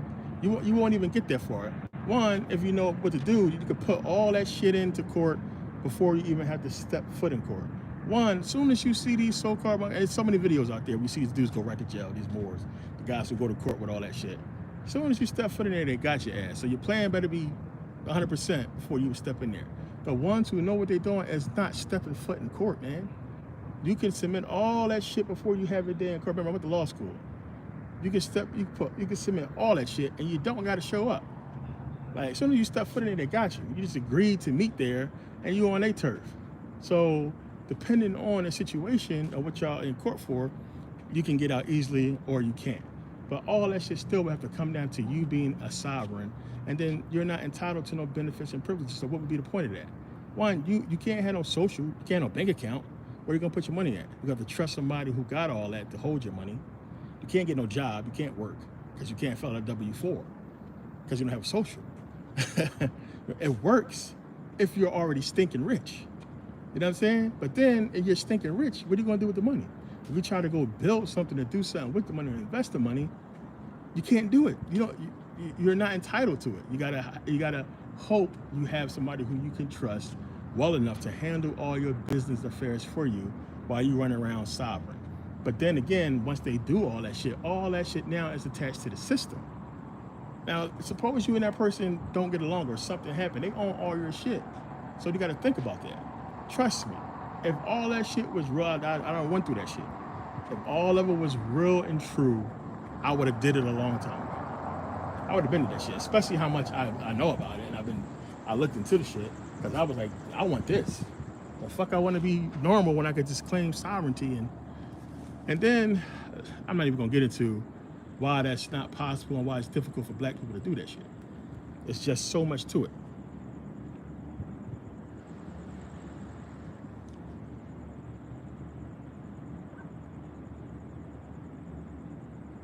Because that's like, okay, how come black people was never sovereign? That's like creating a clubhouse, right? And then saying, how come, the people that live on Slauson Street can't come into the clubhouse? Because you built the clubhouse and you created the rules. Just that simple. So it's like, why the fuck would I want to come there when I could just build my own better clubhouse than you? And that's what a lot of these people who talk this shit don't understand. Like, you're asking and begging to come into a fucking situation that wasn't built for you. Why would we want to go in a situation and try to finagle some shit that's where these people don't even like us? They racist as fuck. Why you want to come in a situation and try to finagle some shit? We can create our own. You know what I'm saying? Why? Like, for what? It's still their system. So whether you do all that status change and everything like that, you're still in their system. They still run it. They're not just going to bend for you. For what? Who are you? They're not just going, oh, you cracked the code. Da-da-da, give them all the keys. Give them the prizes.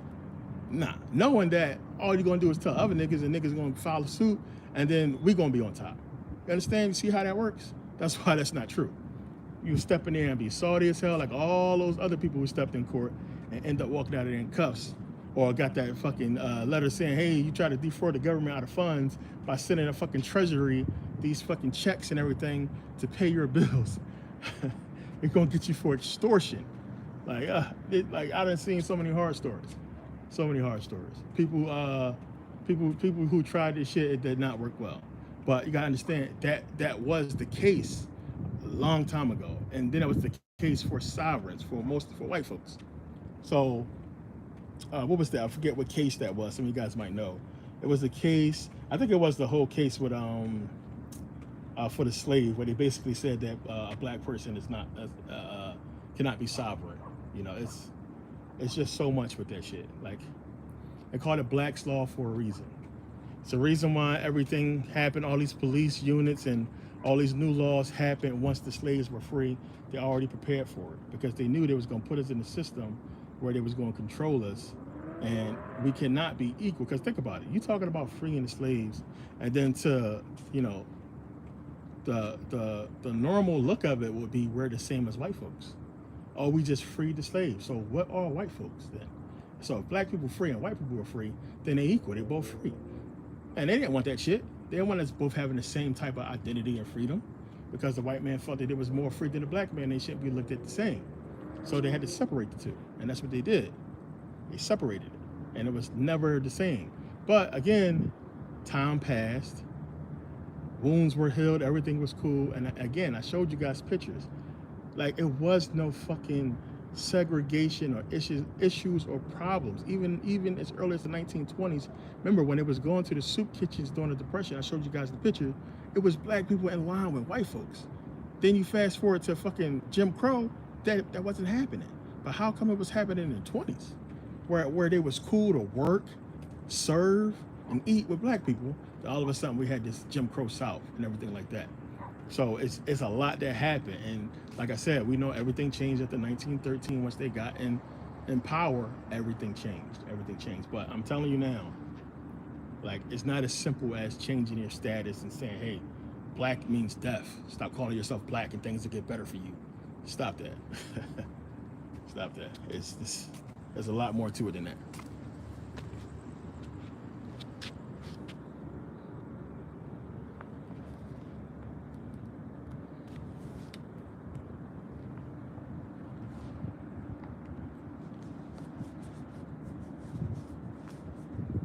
Yeah, Dred Scott.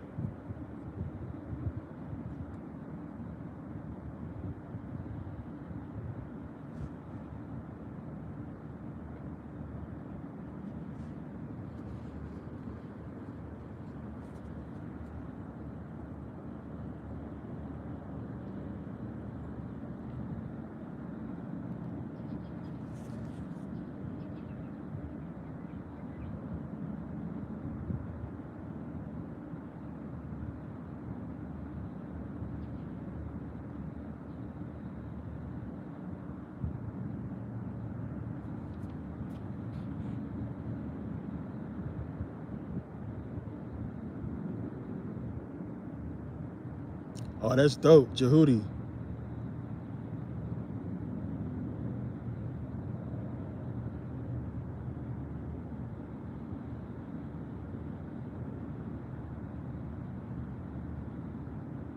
No, listen.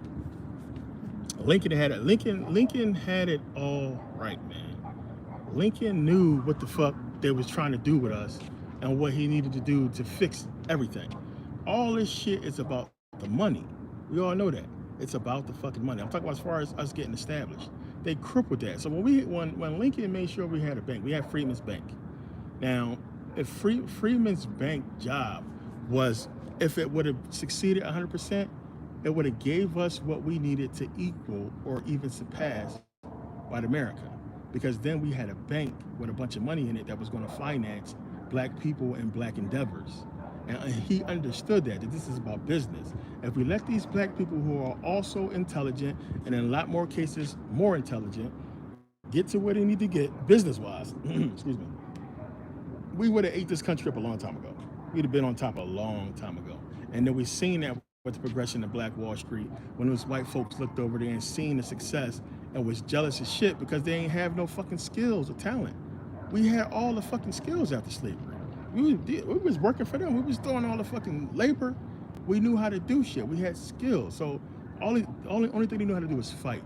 So when a lot of these people went to war and they came back broke as shit and looked over and seen these black people living bourgeois, stinking rich, they had education and everything like that. They couldn't handle that shit, and that's what would have happened. That was what Lincoln understood would happen and what they knew would happen if we had our bank in the backing, the money. That's why everybody keep talking about, oh, black-owned banks, and get black, because everybody knows what that means. That means that's big. That's like, oh shit, we got somebody to fund our endeavors, but we don't have the same mindset no more. It's like it's too late. The mindset is done. The revolution, the energy, the fire, the common enemy, all that shit is done away with now.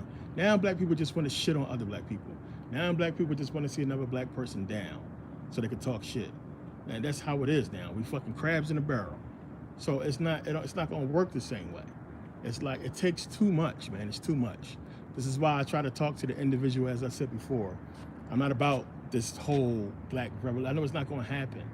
We got too many internal arguments to deal with for it to be a conscious black revolution that we all come together and deal with. And when I say black, I mean like Hispanics as well. It's just not going to happen because it's too much religious separation, and then it's just too much corruption from hip hop culture, where the culture says you got to shit on this person and look better than this person and talk shit. Everybody too busy trying to be funny and bid and talk shit. Everything is a joke. Everything is to try to get a fucking like or a comment. It's too much shit in the way to progress as a unit, to come together, unity. So it's like, again, I do this shit to reach you guys individually and tap into the individual mind of black people. And from that, we'll make a change. We'll be able to do shit. Because then now you raising your kids different and you putting that into the next generation's headset, into their mind, to their consciousness. And that's what it's going to take. This generation is done. We are the 9. We're done. Our time is up. It's this next generation that they're conquering, that they're corrupting early. So it's up to you guys to get this shit into your kids' head and talk to your kids and let them be conscious and understand what's going on and what's out there. That's what it's about. We're done. But it's going to be up to them. So, a lot of people got selfish, energy, and, everybody want what they want now, but it's not going to happen in this lifetime. But you got an opportunity to put out the right energy and the right knowledge now. So it's going to make a change. But like I said, make no mistake, we're coming back up. You can already see the rise. We will return to our rightful spot. It's going to happen. It's already happening. And like I said, their job is done. They did their job. Their job is done. They're on the way out. But it's a big ass fight in between. There's a lot more in between. We're not just stepping into this shit easily. It's a lot that has to be done. And that shit starts with this information, this knowledge, and understanding. The past is going to be gone. Look what they're doing to the schools. They're getting rid of all this shit. They're getting rid of everything. All that fucking black history shit, they don't want to talk about none of it. They don't want to talk about none of it no more, man. They don't even want to admit that we did anything over in Africa. It's just like all of a sudden black people popped up in the Americas and they were slaves. Oh, excuse me, they wasn't slaves. They had a disagreement with white folks and they had to work for white folks. This shit is ridiculous. So it's like, man, learn this shit. Get this information out there. That better not be a charging station. That'd be crazy. Yeah, man. So we got a lot of work to do.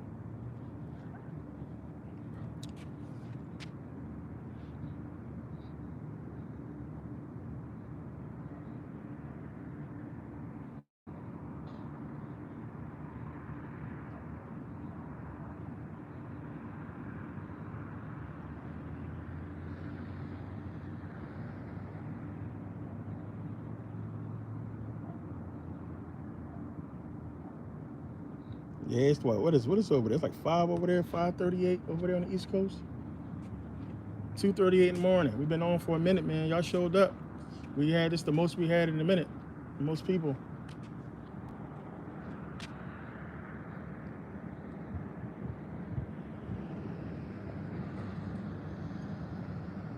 King, me, what's the deal? Yeah, and that's plain to see. Hip hop is the new religion, man. I told y'all.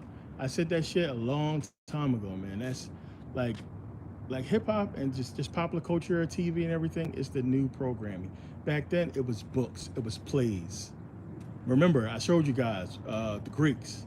They put on plays called rhapsodies. Rhapsodies. right? A rhapsody was basically them over a beat or over music doing like these little plays. Rhapsody. So that's where rap comes from. So this programming, this whole hip hop culture and everything it's just a new religion. It's just that simple. It's way deeper than actual religion because people follow. Because then like you don't need an unseen Messiah or God with hip hop. You got this the God MC, me, Jehovah, Ja Rule, God rules. You got these rappers calling themselves gods. What's up, God? There's God right there. So I talked about this in my hip hop video. So like I said, people get all emotional and everything about Jesus and God and everything like that because they feel and believe that God or Jesus could give them what they need to get out of their situation. So they're so hopeful and they got so much energy and everything wrapped up in this whole faith that, hey, I'm fucking down, I'm poor, I'm out, and I can pray, and then I got power, I got Jesus helping me out.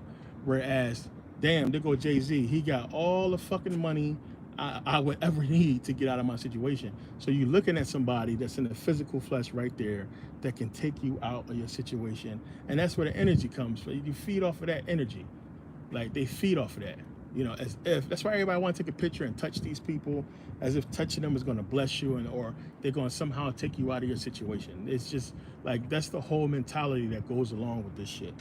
And it's no fucking reason for a grown ass man or woman to be fucking going nuts and crazy over another person and it's all they're doing is singing. And I'm talking about some motherfuckers be going crazy and they can sing better than the singers. It's just crazy. It's the new religion. It's way fucking more spiritual and it got more people than the actual Bible. More people worship hip hop stars than they do Jesus. These so-called Christians. So that should tell you everything right there.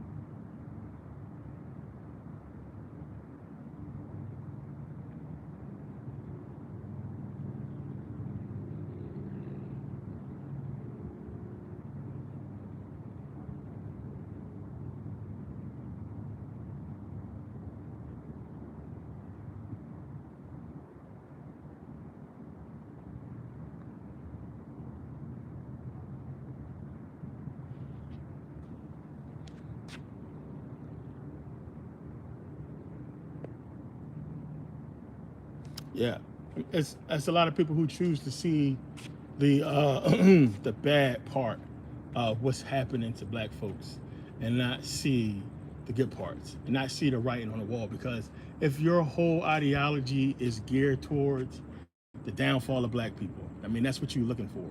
Because these religious people are looking for the downfall, the end. Their existence and everything they're trying to do is geared towards the end of the fucking world, the return of the Messiah, turn of Yahweh, what have you. That's everything that they're doing is looking towards that. So you can't even stop and smell the roses and see the beauty and success and progress. You can't see none of that because you're so focused on who's right, who's wrong, end of the world. Black people time is up. He's coming back. And you're not seeing what's happening and not seeing the one that they are slowly mixing in. That's what they're doing. If the black person, why are they mixing in? They're mixing in. This is deeper than just some fucking fake ass biblical shit. They understand this is real shit. They understand what's happening. They're mixing in. They're paying these fucking NBA players and football players crazy, multi-generational changing amounts of money. No fucking way in the world Jordan Love should have got all that money on the Packers. I like him, but it's no fucking way they should pay him all that money. They're paying these dudes crazy money. You understand? These people are mixing in. That's what it's about. Like, it's not about the black man time. Black man time is not up. It's progressing. It's changing. The plan, what they were supposed to do is done. It's coming to an end. These people have to mix back in the melanin, and that's what it's about. And that's what we're seeing. It's why we're seeing the bombardment of mixed race couples everywhere. Plain and simple. So if this system's supposed to hate us so fucking much, right? all black people is the worst, this and that. How come they're promoting it so fucking much? This race mixing, black and white. It's everywhere. It's everywhere. So it's like, okay, if it's supposed to be about this downfall or what have you, why are y'all trying so hard to get these white people to mix with black people where you got whole entire sites dedicated to it? That's what it's about. That's what it's about.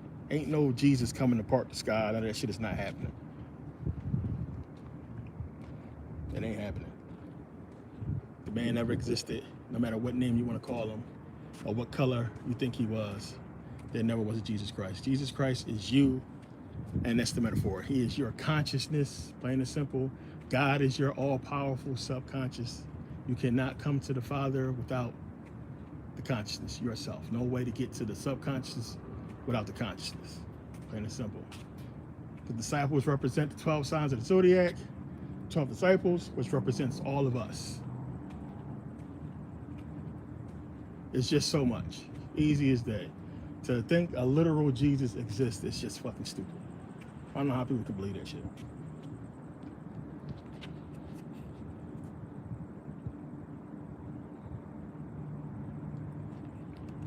Well, one, you got to look at the, okay, so it's like,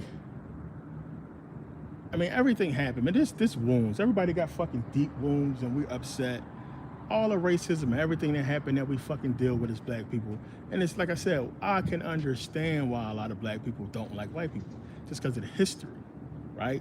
So the understanding would be like, fuck them, don't let them mix in. But then you got to understand they come from us. Genetic proof. We already proved that. They come from us. They're just a mutation of us. Understand? And like I said, hey, I've seen way more white folks marching in those Black Lives Matter than fucking black folks. Way more white folks, well, over here at least. So you gotta understand, like, it's, if you still arguing fucking color, black, white, you just lost, man. You upset, you're mad, you need to get over it. You're still mad about that shit that it's just, you're upset. There's no fucking reason at this point in time to be arguing about color. Shit is so stupid. It's way, that just means you fixated on one thing because of something personal that happened to you or what have you. It's like we're so past that shit now. It's just stupid. It's just stupid. It's a stupid thing to argue about. But when we look at just the direction things are going with black, white, and how much they're pushing and everything like that, like I said, the agenda is clear as day to see. You can see the agenda.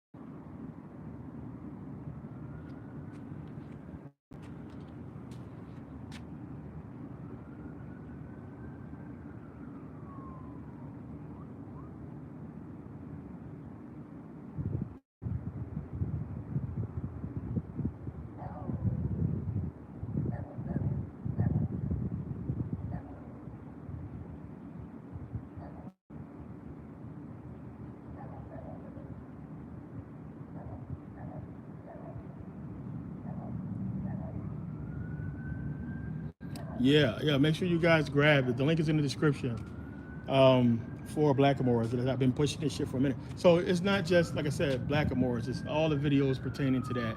The first Moors video, as well as Ancient History 5 and 6, which we get into the Masons and all that stuff that adds up to that shit. So the link is in the description. Make sure you guys grab that video.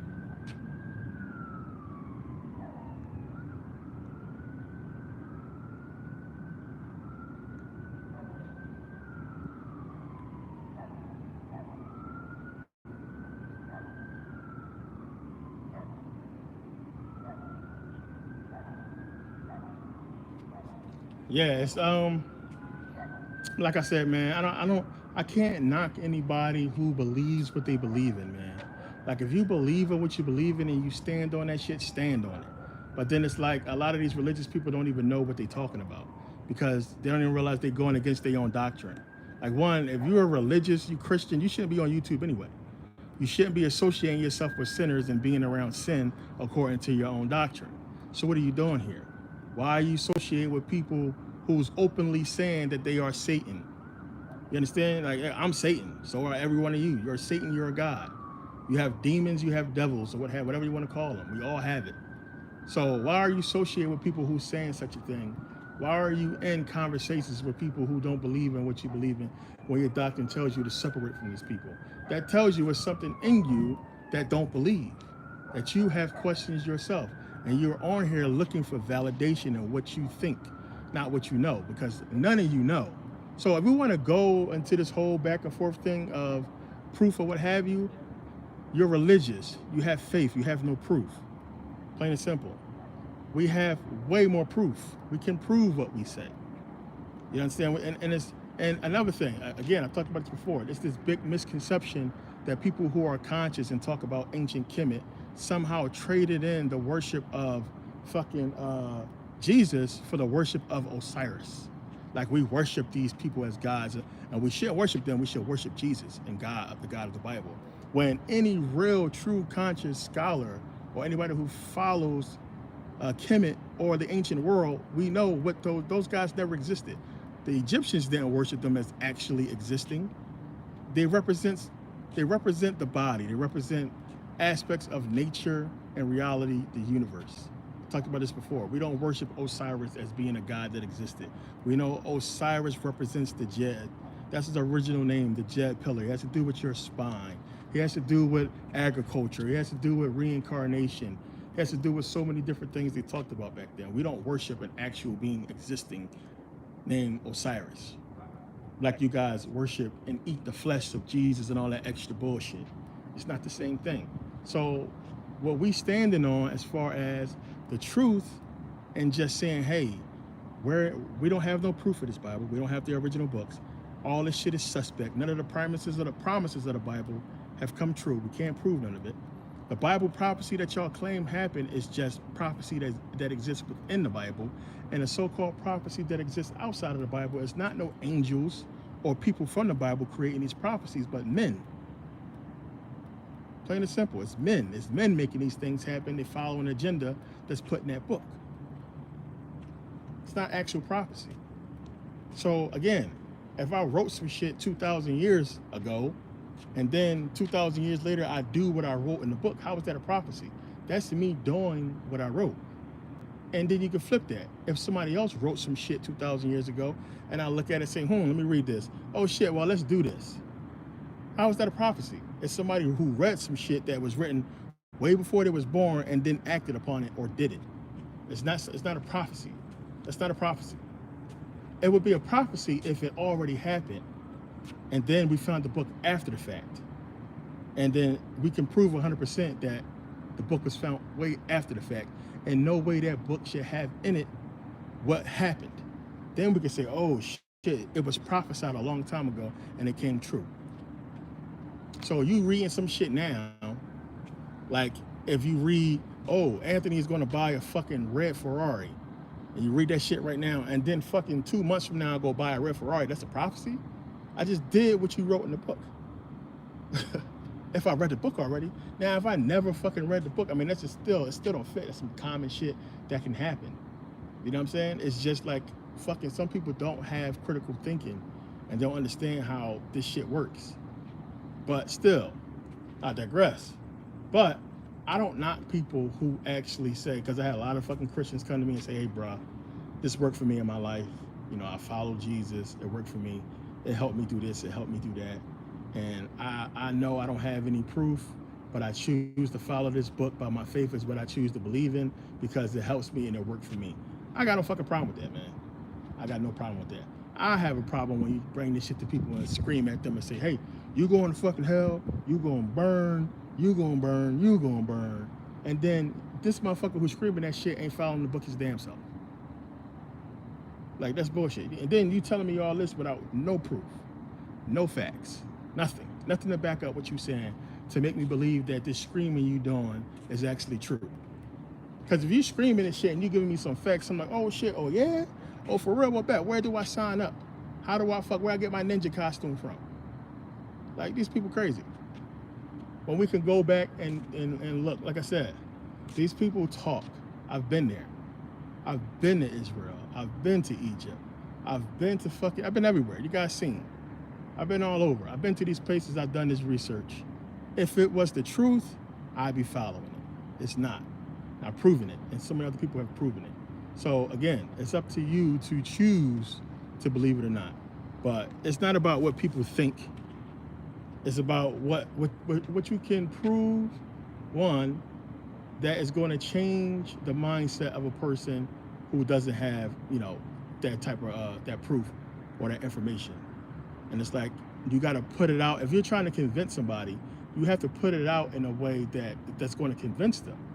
But people get so wrapped up in spirituality and their own problems, they want to believe anything that sounds good. So now it's like, if you put it out a good way and it sounds good to a person who don't have no knowledge, they're going to suck it up. Whereas with me, I'm giving you guys proof. I'm showing you guys what I'm talking about. I'm not just saying some shit off faith or because I want to believe in it or because I know how far-fetched this is. If I get more people to believe in it, I'm going to feel better about it myself. Because it's like, damn, I don't really believe this shit, but if I get a bunch of other people to co-sign, maybe it'll make me feel better about what I want to be true, but just not true. And then again, this is another thing. Why the fuck would you want that shit to be true? Like, I don't get that shit. Why would you want the Bible to be true? If that shit was true, I don't want to serve that motherfucker. What? You let us be enslaved and all the shit we went through? What? Heaven sound boring as fuck to me. Why would you want to be a part of that shit? We got to go up there and forever praise this motherfucker? Like, what? Why would you want to be down on your knees serving a motherfucker that put you through all this bullshit? That don't make no damn sense. That don't make no sense. Like, I don't understand. It's just so much to it. It's just like, what? I'm cool. I'm good. But if it was right, if it was real, if it was what we were put here to do and supposed to do, I'd be doing it. But I already broke the shit apart in a million pieces. So do other people, and it's just like, if you know, you know.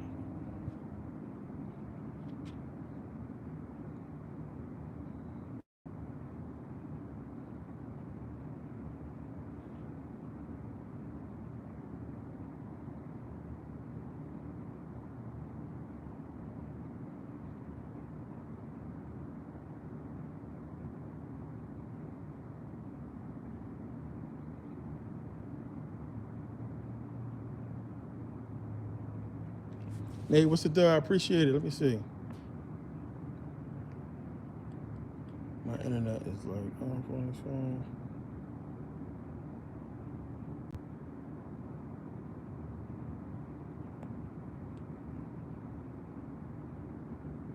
Man-made prophecies, today's drama. Yep.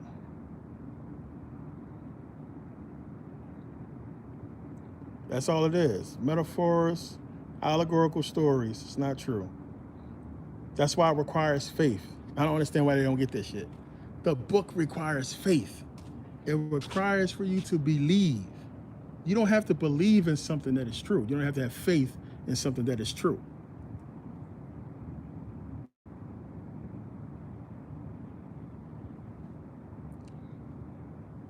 Yeah, that's a good point.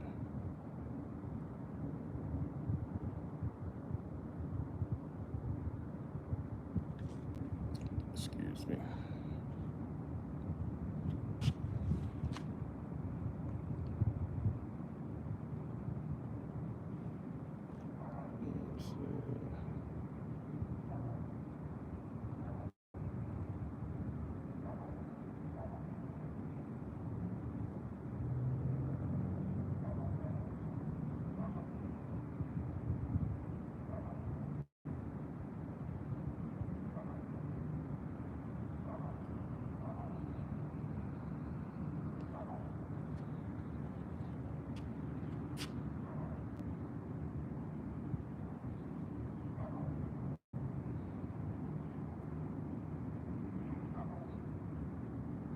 Yeah, Avery, of course. That's one of the things I try to tell people. I say, hey, please make sure you read the Bible.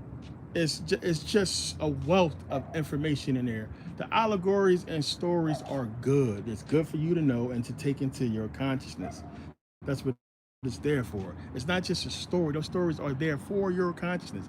Jesus is you. He's your consciousness. All the stories are geared towards growing and expanding in consciousness. It's good. It's like It's a lot of lessons. It's a lot of, and if it was taught as such, it would be better. And that's the problem. These stories are being taught as being actual history. That's where the issue comes in at, as far as, you know, getting people to believe that this stuff actually happened versus just saying, hey, read these stories that's basically been told to get you to understand something about yourself. And that's not what's being done. It's being done to deceive and have you believing that this stuff was real. And then now you're looking at the people who are in charge of the church and looking to them as being rulers and leaders, because the Bible tells you to do that. I mean, that's suspect alone right there. Again, the fucking one that kills me, I always say, and fucking people hate this shit, religious people, Ephesians 6:5. I mean, come on. Slaves, obey your earthly master with fear and trembling, all this bullshit, as you would obey Christ. That alone right there should fucking just cut you off right there. Like, what the hell? You mean you tell me you're trying to equate this? Obey the slave master as you will obey Christ? That's equating them to Christ. To Christ. Why would I do that? That don't make sense. I tell you who wrote the book. You burning us alive and fucking raping our fucking wives and throwing our babies to alligators and shit like that. But you love us and want to save our soul. Here's the book. Read this book. It's going to save you. That makes sense.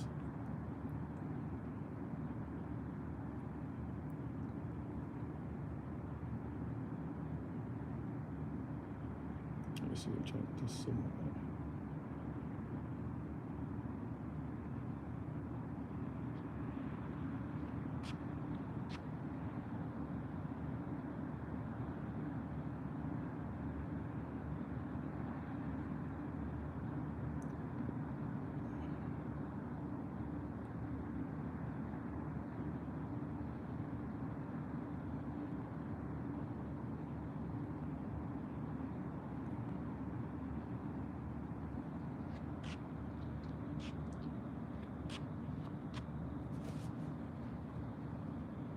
Let's see.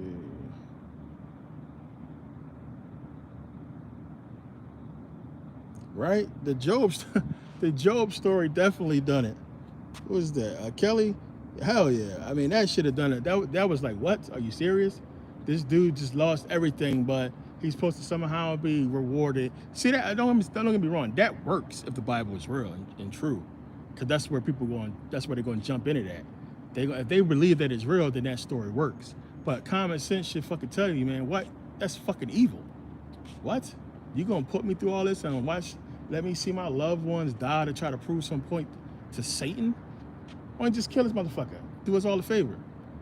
It don't make sense to tell you that it's a story. Like, what? Come on, man. What grown ass man and woman believe in that shit? You grown and you believing in talking snakes and donkeys, you gotta believe that that's a fucking allegory, that that's some type of parable. It's a story. No damn snakes and donkeys can talk. Ain't no dude got fucking powers to make fucking fire whirlwinds. And come on, man. Stop it. Like, but we crazy. We the crazy ones. But they believe in talking snakes and donkeys and 500-year-old men spending 100 years building an ark. Like, it's a story. Like, where do you see stuff like that you're reading the Bible exist in? The fucking movies. It's a story. It's not real. Like, what the hell is wrong with people?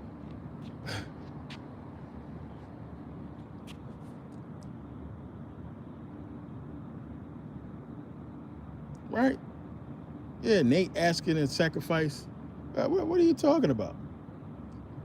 Like, oh yeah, let me see if you're gonna kill your own son. Oh, my bad, just bullshit. Like, what kind of sick motherfucker?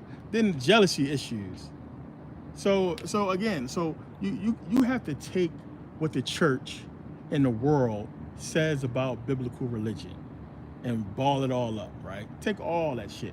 This is the main thing you got to take. This is the main thing. God being perfect. God being perfect. What fucking Bible you read where he's perfect? He's telling you in the Bible that he's not perfect, that he makes mistakes, that God made man with sin. That's a mistake. Oh, he repents of that he made man. What? You repenting to who? You God. You saying you made a mistake? God, who's supposed to be perfect? How the fuck you do that? You can't be perfect. Perfection cannot create imperfection. The fuck? That don't make sense. Okay, I fucked up, right? So I'm gonna come down there as this dude named Jesus. Then I'm gonna sacrifice myself to basically create a loophole from my system that I created so you guys can come up here with me. Instead of me just saying, y'all can come the fuck up. What? Stop playing. Stop playing. See, and to them, it sounds like fucking jokes and semantics and we just bullshit. But it's common fucking sense, man.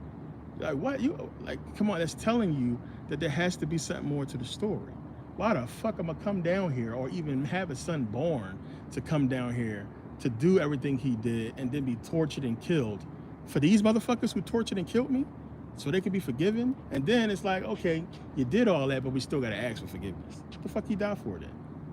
We still gotta ask for it. It don't make sense. We gotta ask for it you did all this to create a loophole for your own law instead of you just saying, y'all come on up. It don't make sense. Like, what the fuck? It's just nah, bruh. Then the we're cursed part, that's the craziest. We're cursed. Come on.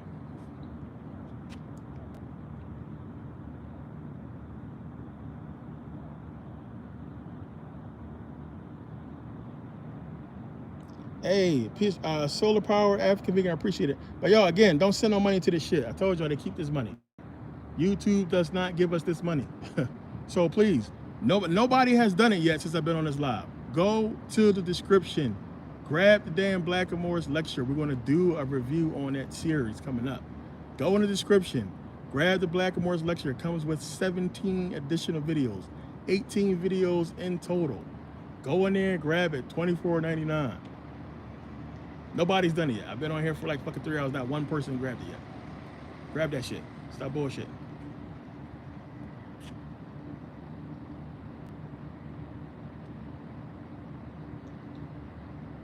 No problem, solar power. Don't worry about it. I said it like every live, but a lot of people, you know, you just trying to support. I appreciate you though. But yeah, YouTube don't give us that fucking money. They hold that shit for a month, and they probably use all that fucking money to float loans, as I talked about before.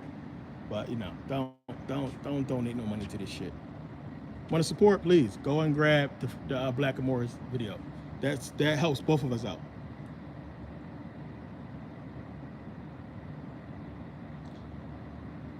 D Griff, I appreciate it. I already know you looked out already. Chad, no, not assembly. That's that military shit, man. Chad Lane, I like that name. But no, that's the military, man. I require very little sleep.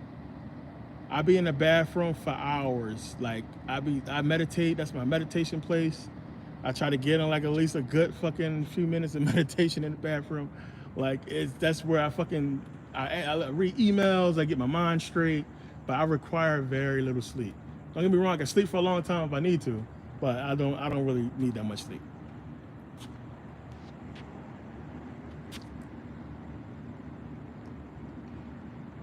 Excuse me.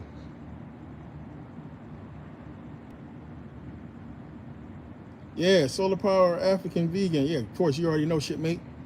You know how it is. We be up. And I was a nuke. So I was on USS George Washington, aircraft carrier. Out at sea, that's when I can work. Down in the fucking bilge or in the fucking shaft alley, just up all fucking night. Listen, you can't hear shit down there. It's crazy. So yeah, I require very little sleep. Boot camp would do that to you.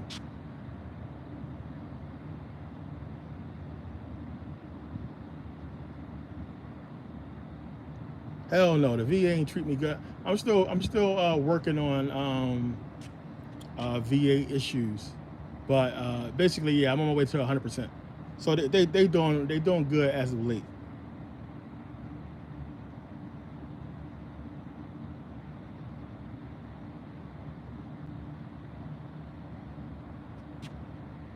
Yeah, I was in Norfolk, Naval Station, Norfolk.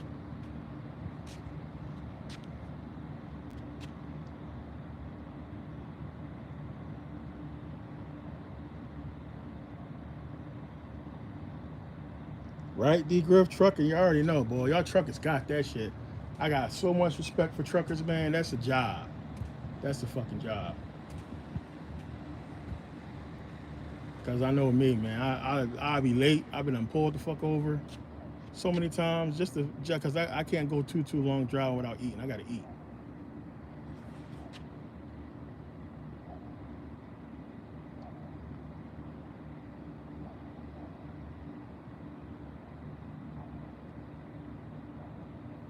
Yeah, everybody know, man. Like when your subconscious is like once you get on this journey that we go on being conscious, your subconscious is like desperately trying to get that connection with your consciousness. That's why you're going to keep seeing 1111, 911, all those numbers and everything like that, because your subconscious wants this connection. That's what it's all about. So you're going to be up. Like you guys notice, the ones who really do research, like it's like another switch that clicks and you lose time. Next thing you know, the sun coming up. It's the same thing that happened if you binge watch a good series. You guys know what I'm talking about. You be on Netflix and you watch a good series, next thing you know, the fucking sun coming up. Be like, fuck, shit, and I go to sleep. And you don't want to go to sleep. You want to keep going, but you know you got to go to sleep. It's the same thing with the scholarship. When you fucking researching and you going in, like it's like, yo, you lose track of time because you're going in and you're going in deep, and then you connecting dots. You're filling up so many books. So it's a whole nother gear that you click into. And this is why a lot of people be up late. And that trickles over to a lot of different things. You know what I'm saying? A lot of people shop late because if you get up late, or you got to be up, or you require a little sleep, then you're up and you're getting shit done around this time because the world is asleep.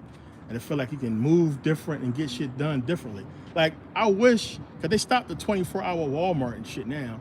That was the best shit ever. 24-hour Walmart, they gotta go shopping 3 o'clock in the fucking morning. Nobody's in the store. What? That was like the best shit ever. I miss that shit. Hope it come back. Like, I would rather do that than go during the fucking day when it's all a fucking rat race. I'm gonna get my ass up at 3 in the morning. I'm gonna go shopping. Like it's just how it is, and they're not really taking advantage of the night owls and people who like to be up late and do shit late. So this is what we get. We're up. We do our research. We read. Some people catch up on movies, catch up on books, and it's how it is. You get that sleep, you wake up feeling good, and then you go about your day. But you spent that time in at night. You put the time in, and if you learn something, if you accomplish something, if you got, some more expansion in consciousness, it's all worth it. It's good. It's a good thing to do.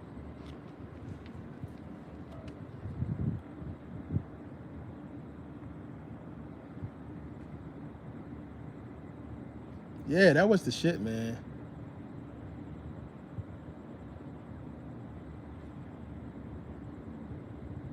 Yeah, like everything is just fucking closed now, man. I don't understand it. I just don't understand that shit, especially here in Vegas. It's supposed to be 24-hour everything. A lot of the casinos, some of the casinos is open, of course, but excuse me. But yeah, a lot of the stores and like you would just expect to be open. Like it's just, I'll be like, huh? I'll be scratching my head. But Corona has a lot to do with that shit. A lot of places went under. And then it's just the fact that Las Vegas is the #1 economy in America, and motherfuckers don't want to work here. Everybody's doing well, and nobody wants to go to work. They short everywhere. So if you need a fucking job, Vegas is the place to come because you're probably going to get it quickly. Because there's actually a worker shortage here.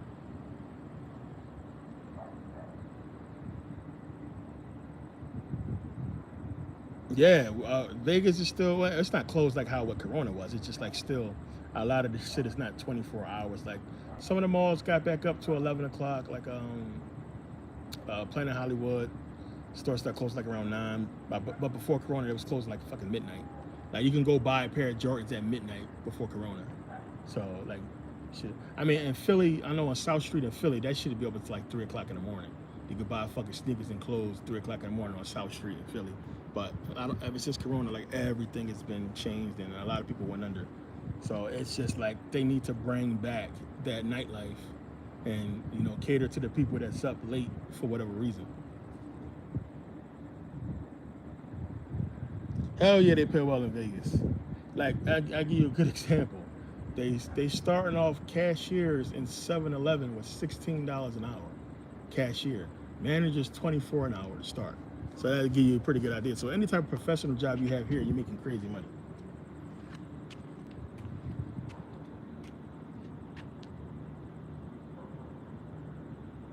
Yeah, Uber is doing well out here. Uber is like, it's one of the best places to do Uber is in Vegas, because it's Vegas. So constantly shit going on, parties all over the place, so many people flying in. So that cyber hat, that's another thing I wanted to get into. I'll probably get into it tomorrow. But you know, the hackers convention is this weekend. It's coming up. So this place is packed right now. So all these hackers are in town, all this cybersecurity people are in town, and they're encouraging people to be careful about going online. You can get hacked. There's a bunch of shit going down here with this cyber security convention, what have you, this hackers convention. So this shit about to be nuts for the next couple of days here.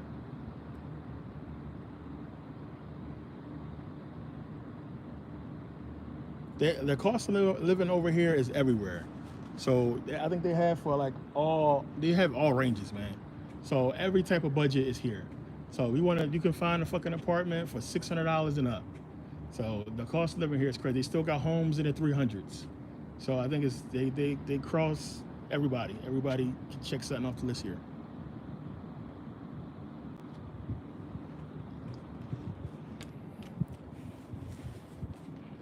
Ooh. About to get out of here. Okay. Yeah, hello world. What's the deal? Eagles do play preseason. Baltimore. Which Baltimore, they still got that streak of never losing a preseason game, or did that end last season? I forget. I'm just happy to be able to sports bet again on football coming up. So yeah. But yeah, fly Eagles fly, you already know.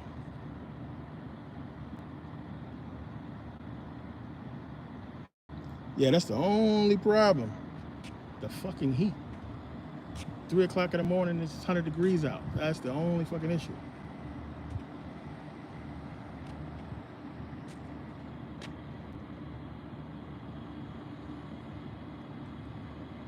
Yeah, they already had a bunch of preseason games today.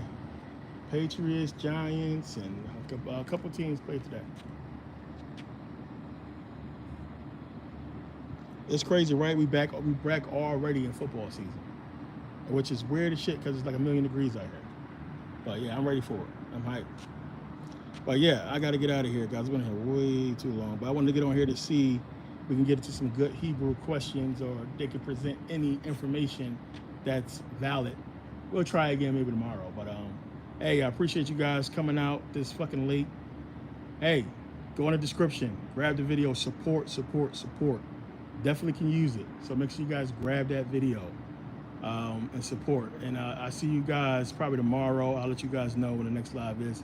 I got new stuff coming out, so I'll let you guys know what's going on. And I appreciate y'all coming out and supporting everybody who grabbed the videos, and everybody who supported. I appreciate y'all help and everything. But yeah, we're gonna get into this, and I'm gonna get online. I'm gonna get in them emails and see if these guys will come out tomorrow. But I see you guys. Peace.